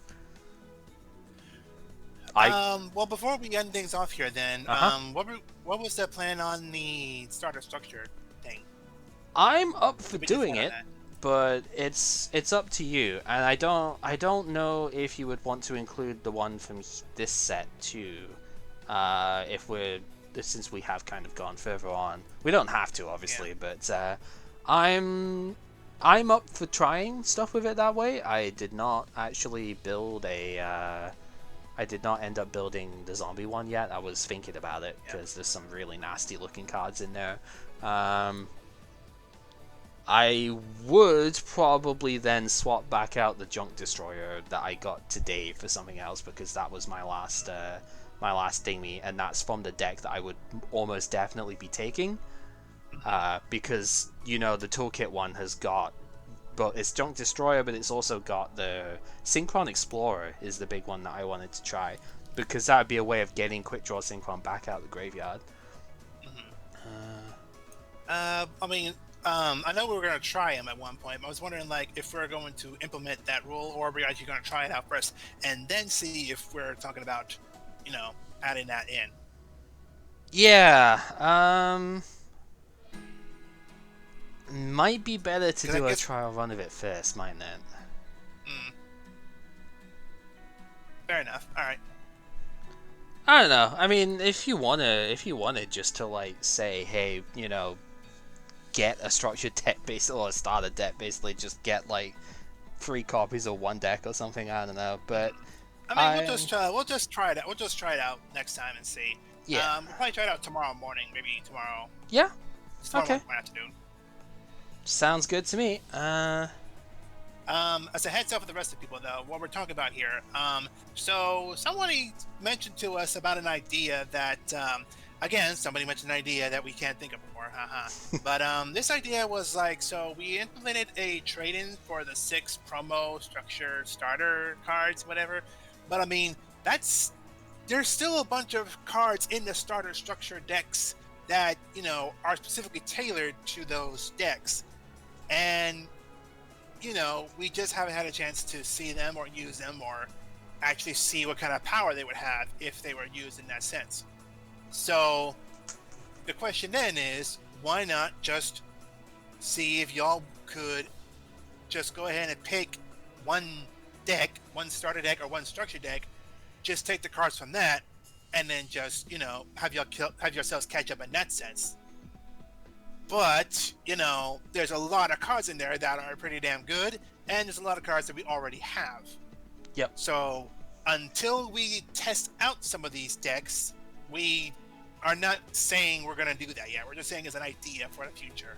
So, next time we'll be doing that then. We'll be a test run of structure deck, starter deck cards that we're going to try and implement into our decks and see how much they can help us out and or bust the game. Pretty much. Yeah. Now, the only question I have then would be, is the Dragoonity one going to be on the table here then? Based on that being what we have just passed in Storm of Ragnarok. Yes, as we just did it. Fair's fair. We did the packs today. I say, yeah, I think Dragoonity should be a part of it since it is part of the structure deck today. Okay.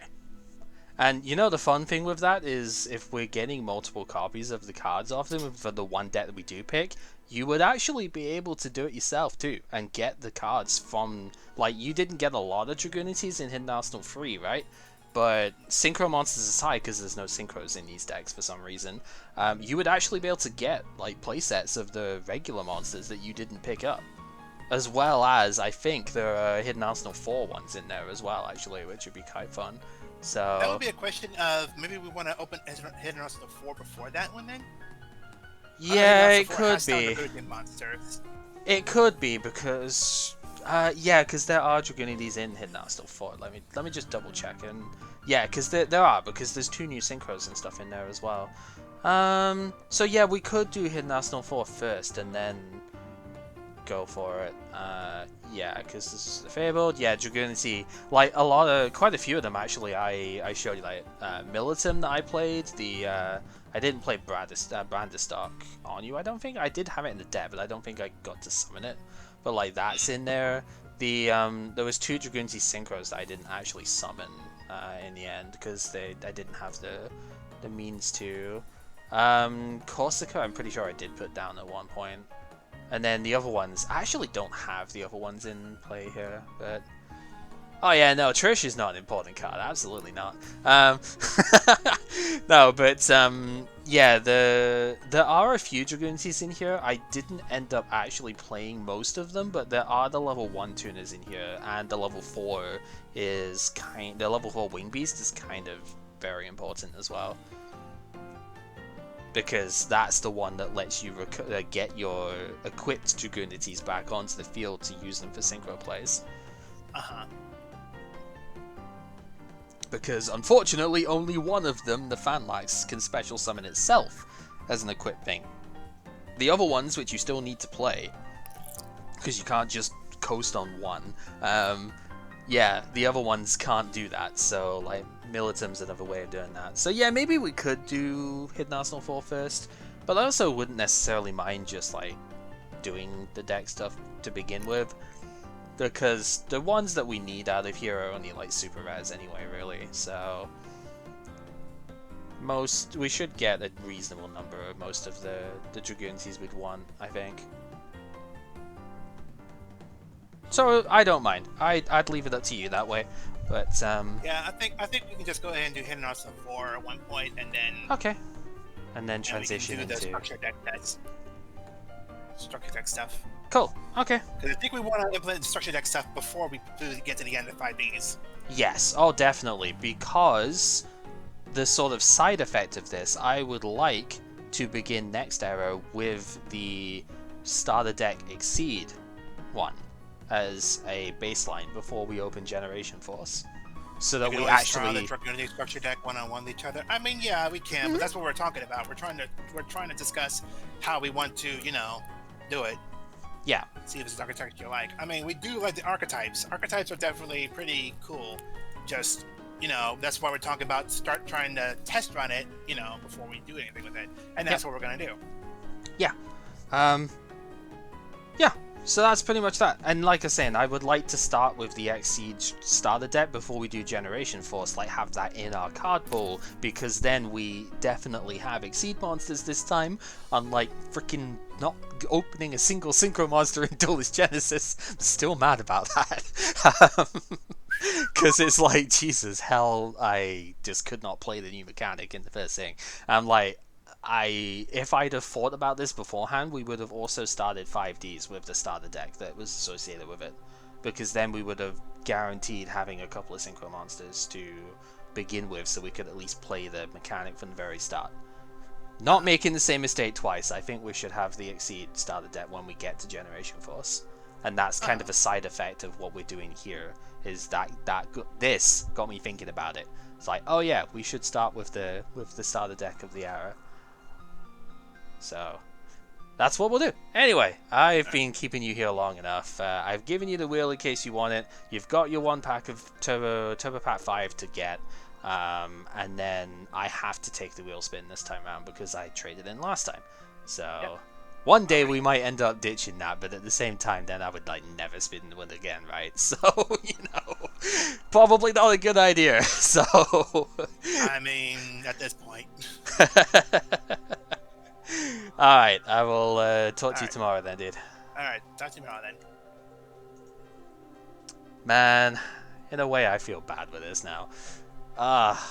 That's a lot of games in a row that we've taken at this point, and I know it's been frustrating on Kib's end. Chaos, do not be surprised actually if at some point Kib actually like comes to you going, "Here's my collection, make something from it," because he has been tempted to in the last like couple of sets especially.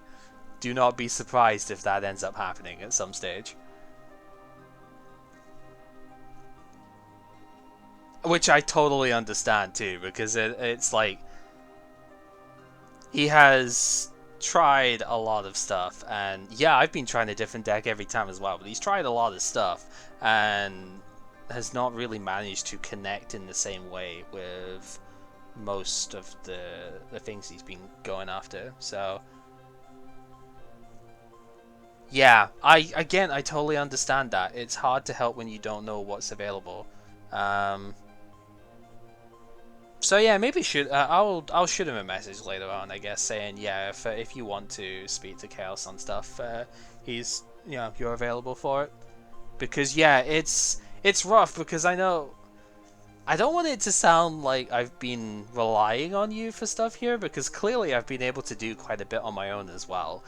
You have helped a ton, like no discredit on that one, but it almost does feel like in that aspect it's been more one-sided than it should have been. Granted, Kib has got other people to play against as well, so it's not just like I don't have another like versus partner here, but Kib does.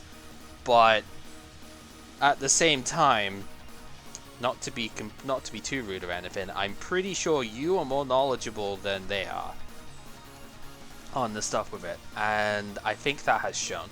Not that Kib has necessarily been playing like terrible decks at all, but yeah, and I understand that. But I mean, hey, you've seen I've explored quite a bit myself as well, and I've managed to come up with some pretty decent stuff here. So 2 packs of Turbo 5. Let's get this out of the way first, because this might end up impacting stuff. I do need to spin the wheel, but I want to get this done first, just because I want to see what we're working with here. Bang. Shield Crush, straight away. Abyssal King Shark, straight away. Yeah, maybe I do play this instead of Metabo Shark. I like Metabo Shark because it can recur resources. But yeah, it's probably not necessary. I think the King Shark is likely better. I like, now that I've actually played with Unshaven Angler in the deck, I've never used its effect, but what I do like about it is it's a level 4 fish that I can get back with salvage. So it has actually come up in the salvage play. It's not come up for its 2 tribute nature yet, but I think it's good enough as a salvage target, because I am still playing 1 copy of that I'm okay with keeping it. Shield Crush is really good though. I may actually side this in some decks. Because yeah, again, I know I've not been playing Nobleman, but Nobleman doesn't work against everything. One game that we had last night actually was, I was playing the Machina deck, and I had a hell of a time getting past Ancient Fairy Dragon. Because he just summoned Ancient Fairy Dragon in defense over my Machina Fortress, and I was just like, fuck, I can't out this thing. Like, I have to wait until I get Raigeki or Dark Hole or something, right? If I had Shield Crush as an option in the gadget stuff, like, that would be fantastic. So this card actually still has some relevance, and I think the fact of it can kill face-up stuff is what makes it different, because yeah, you can use that to beat over stuff like yeah, Smashing does clear it as well, but yeah, I just couldn't draw it. Having more options to be able to remove it would be for the best. And I'm already playing the 2 Smashing Ground that I have access to. I only pulled 2, so alright. Kapow! Ah, Black Salvo. Good. That's another one I wanted. I don't have a lot of Dark Machines that I can play with this right now, but I also want this card because it will just be available for stuff that way later. Yeah, I'm happy with that. That's pretty good. Okay, this wheel spin's pretty big, although I will say if we are allowing this whole like deck test and maybe we can take the Dragoon Easy one, I may not actually need the exact one that we are going to get here. Like, if I get the promo thing, I may not actually be taking Dragon Ravine, which would be the target here. Let's just see what we get. See what we can do with this one. Looks like we're getting an extra deck card. Okay. Is there a good extra deck card in this set? There isn't Shien, because I can't play it. Huh. I actually don't think there is, but we'll find out. Maybe I take Shien anyway, you know. I think I just take Shien anyway. Let's see. Yeah, we'll take 4. Absolutely. We've got Odin, we need 4 as well, right? It's trade bait. Exactly. That's a good idea. Yeah, so Vortex is locked into Winged Beast stuff, and like, yes, I'm gonna be playing Dragoonity. That's not worth it to bring that in. Admittedly, level 5 has come up a couple of times. I only have 2 ducks at the moment. I've got triple Legionnaire. So the idea is like Legionnaire with Fanlax would make a level 5, but then I'm just gonna make Magical Android. This thing could come up as a level 5 for Dragoonity, but it's really not like stellar. I'd rather just use the effective Legionnaire and pop card. But like, I mean, it's probably the most applicable option to me out of this set, to be totally honest with you. Because let's see, yeah, 4 is really bad.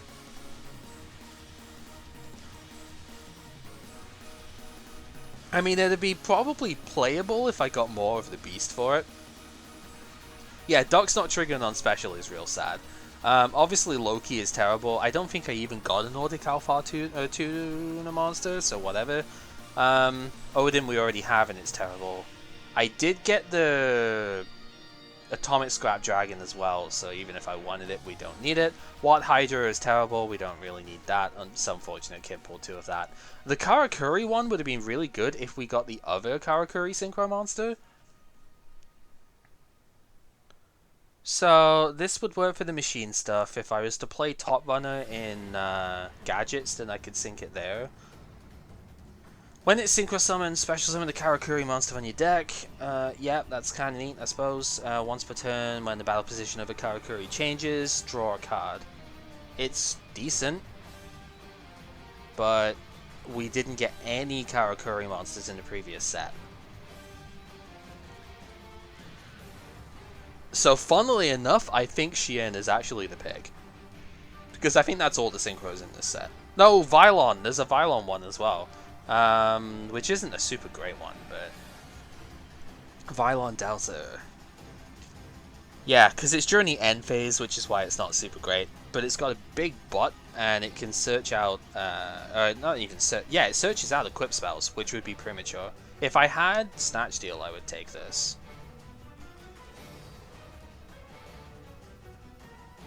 But obviously, yeah.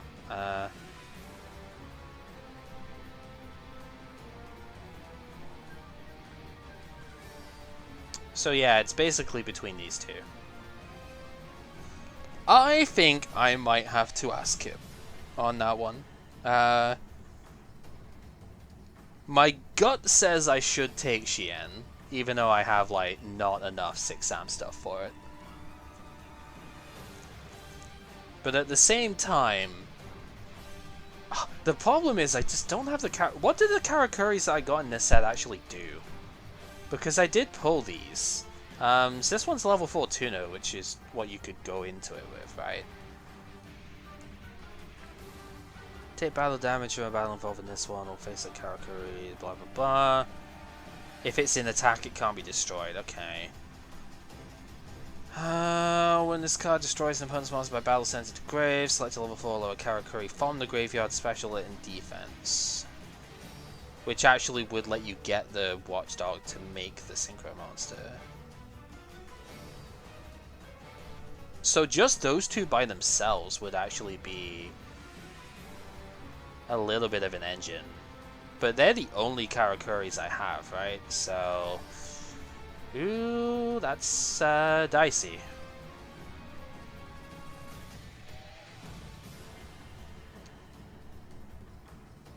Yeah, because there aren't any other ones in this set, right?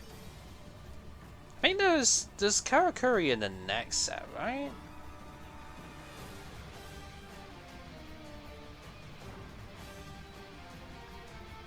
Also, spoilers, if I didn't actually pull Maxi, there was a, like, 80% chance I would have traded for this card with the one trade-in for the set.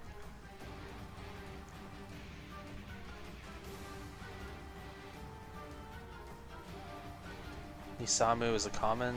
I don't recognize that name, but...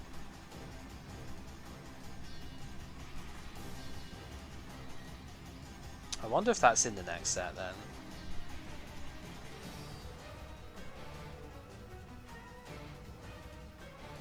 Because I know I got literally nothing for Karakuri out of the previous set. Like, we got the spider. That was the only Karakuri card I got in the previous set.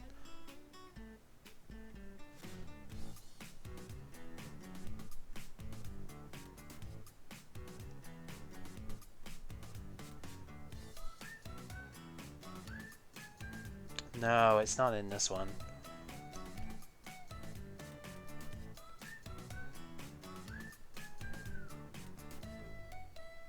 Just make sure there's nothing down the bottom, because they, for some reason, love to hide stupid stuff down the bottom. Oh, tour guide, yeah. Oh, here's a stupid one. Why the hell is this the super rare and this the common? Like, they were in Star Strike. Yeah, I got fucking nothing out of Star Strike for them. It's not the first time I've missed a common. I got none of them. The bottom's the TCG exclusives? Ah, okay. That makes a bit more sense.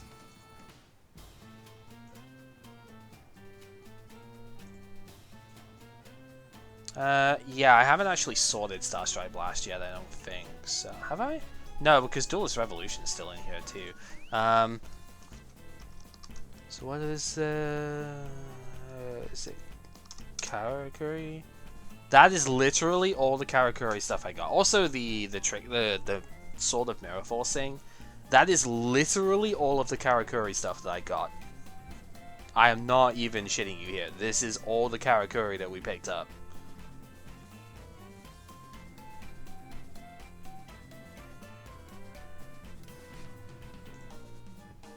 I'll just make sure there's none in here. Yeah, I haven't gotten as round to sorting them yet. Yeah, we missed out on just straight up common stuff. And you know the worst of it? Kib missed out on them as well. Kib actually also pulled like no Karakuri stuff. So I can't even trade him for it with the Mizus or whatever. It was actually pretty absurd in the end that that we missed out on it that badly. So that makes taking the Synchro here a pretty tall order. Because if I try and take that Synchro, like, what am I even going to use it with? That's the thing. Is like, we have the two monsters. What do they do in Extreme Force, actually? I mean, I don't know if I have a deck planned, actually, for Extreme Victory, not Force. What do these ones actually do? I know they're 3 and 5, which makes them a bit weird, but... so the 3... Wait, it must attack if able to, but it has 0 attack. That's kind of silly. I know that's just what they do in general, but... Oh, it gives you an extra normal summon to Karakuri. So, okay, that's not too bad, considering. But then, yeah, you'd have to play the Ninja with it. And then, the level 5 one... When this card is normal summoned, you can draw a number of cards equal to the defense position Karakuris you've got. Meh. Which would be 0, probably. Yeah, the Shien is trade bait. So there is that.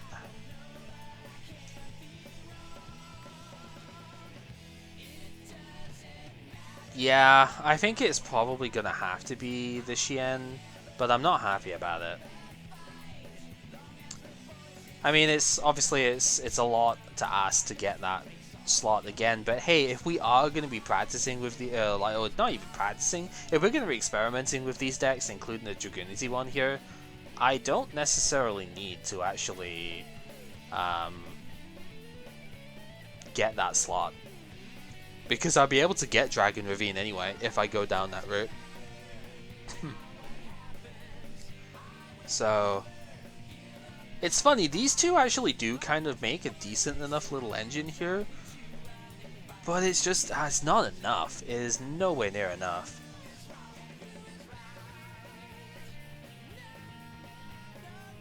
But I mean, it would actually work for Synchro plays quite well.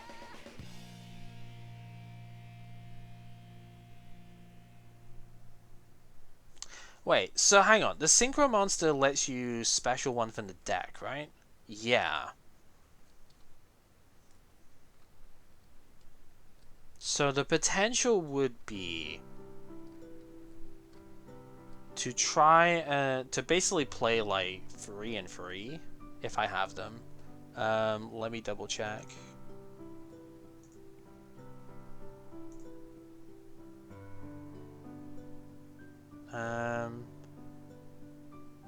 Yeah, oh, 3 and 2. God damn it, I can't even pull this one right. I don't know about that. Can't even pull this one as a playset. Fuck. Because, I mean, you would definitely play 3 of the Ninja. You would probably want 3 of him. And then I guess the idea would be the Synchro monster could special summon the Ninja out the deck. The Ninja destroys something, it gets the... Oh, maybe you do only play the 2 then. The Ninja gets the Watchdog out of the graveyard, and you can go into another level 8 during the end of the turn.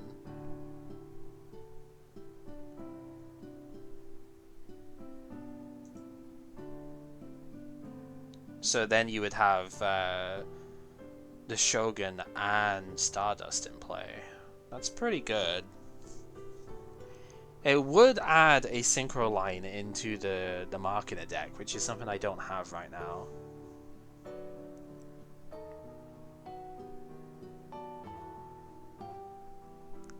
I don't know.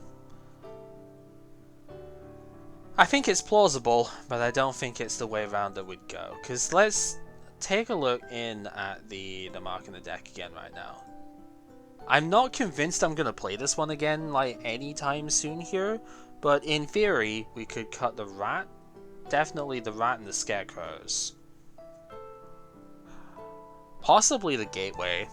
The Gateway is quite good though, because it can be a one card Marketer.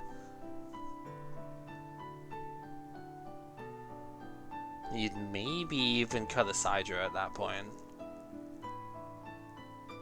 Considering Sidra doesn't actually like level balance here very well.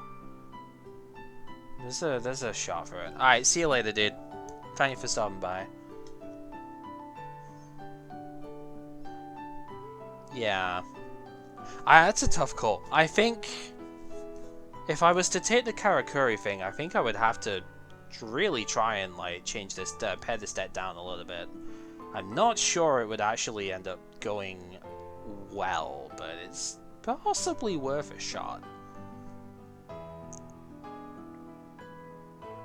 I don't know. I think it is probably better that I speak with Kib and see if he would have anything that he would want to try and trade for the Shi En. Because if he does have something that he would be willing to give up that I could use, I'd take the Shi En and we'd do the trade.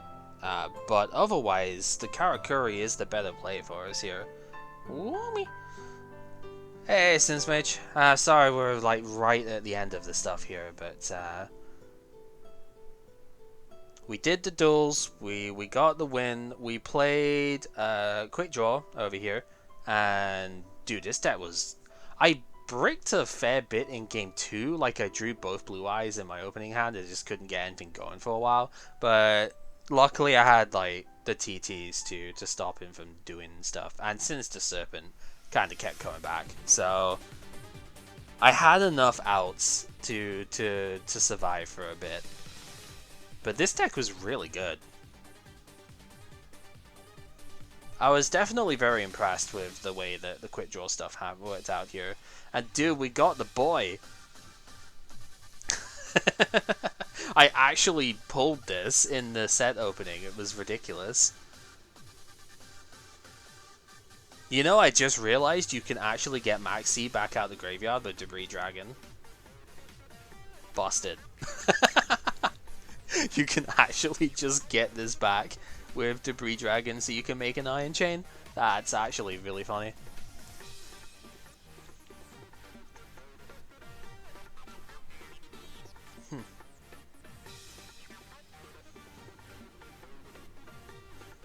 Right, well, yeah, I'm gonna have a chat with Kib, see what he says. We are gonna play again tomorrow though, but we're gonna be playing with some of the structure deck stuff.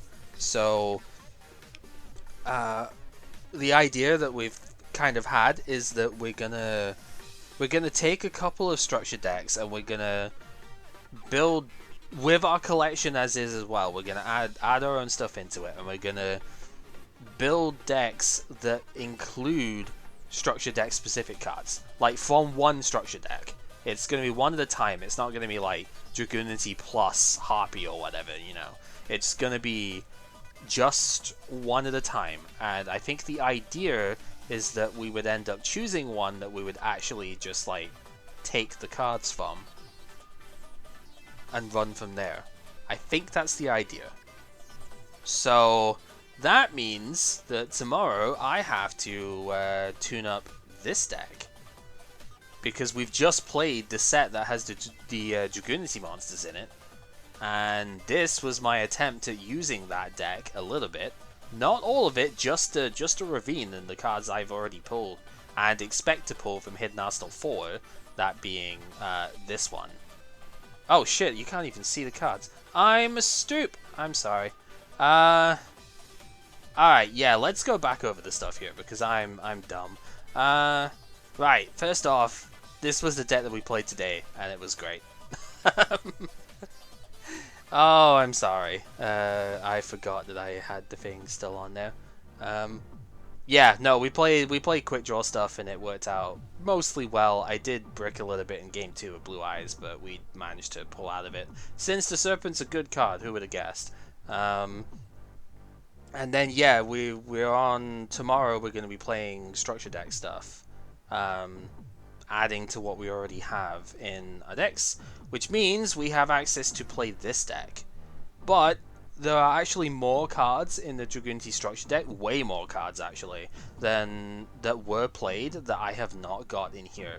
There's a couple of really good ones that I need to see how well they play, and that's going to be one of the things for tomorrow. So it's going to be that. I think I want to build a zombie deck. I've not actually tried to do a thing with that yet. And then, on the topic of quick draw, there is actually more that I want to do with the quick draw deck. Mostly using this guy. This one comes from one of the starter decks, which we have not had access to. And this would let me get quick draw Synchron back out of the graveyard. So, as well as Junk Synchron too, that can work. So, this now needs to include Doppel Warrior, because I did not have that before today, but we've got a playset of Doppel, so I need to fit that in here now. And, yeah, probably instead of the Volcanic Shell, to be honest. We're gonna have to work this out, but this should be really good, as well, if we play the Doppel stuff. But yeah, that's going to be for tomorrow. So thank you very much for watching. Hopefully you have enjoyed yourselves. Sorry I was so dumb with my thing there. But, yeah. More Yugi Mans tomorrow. Right, see you later, guys.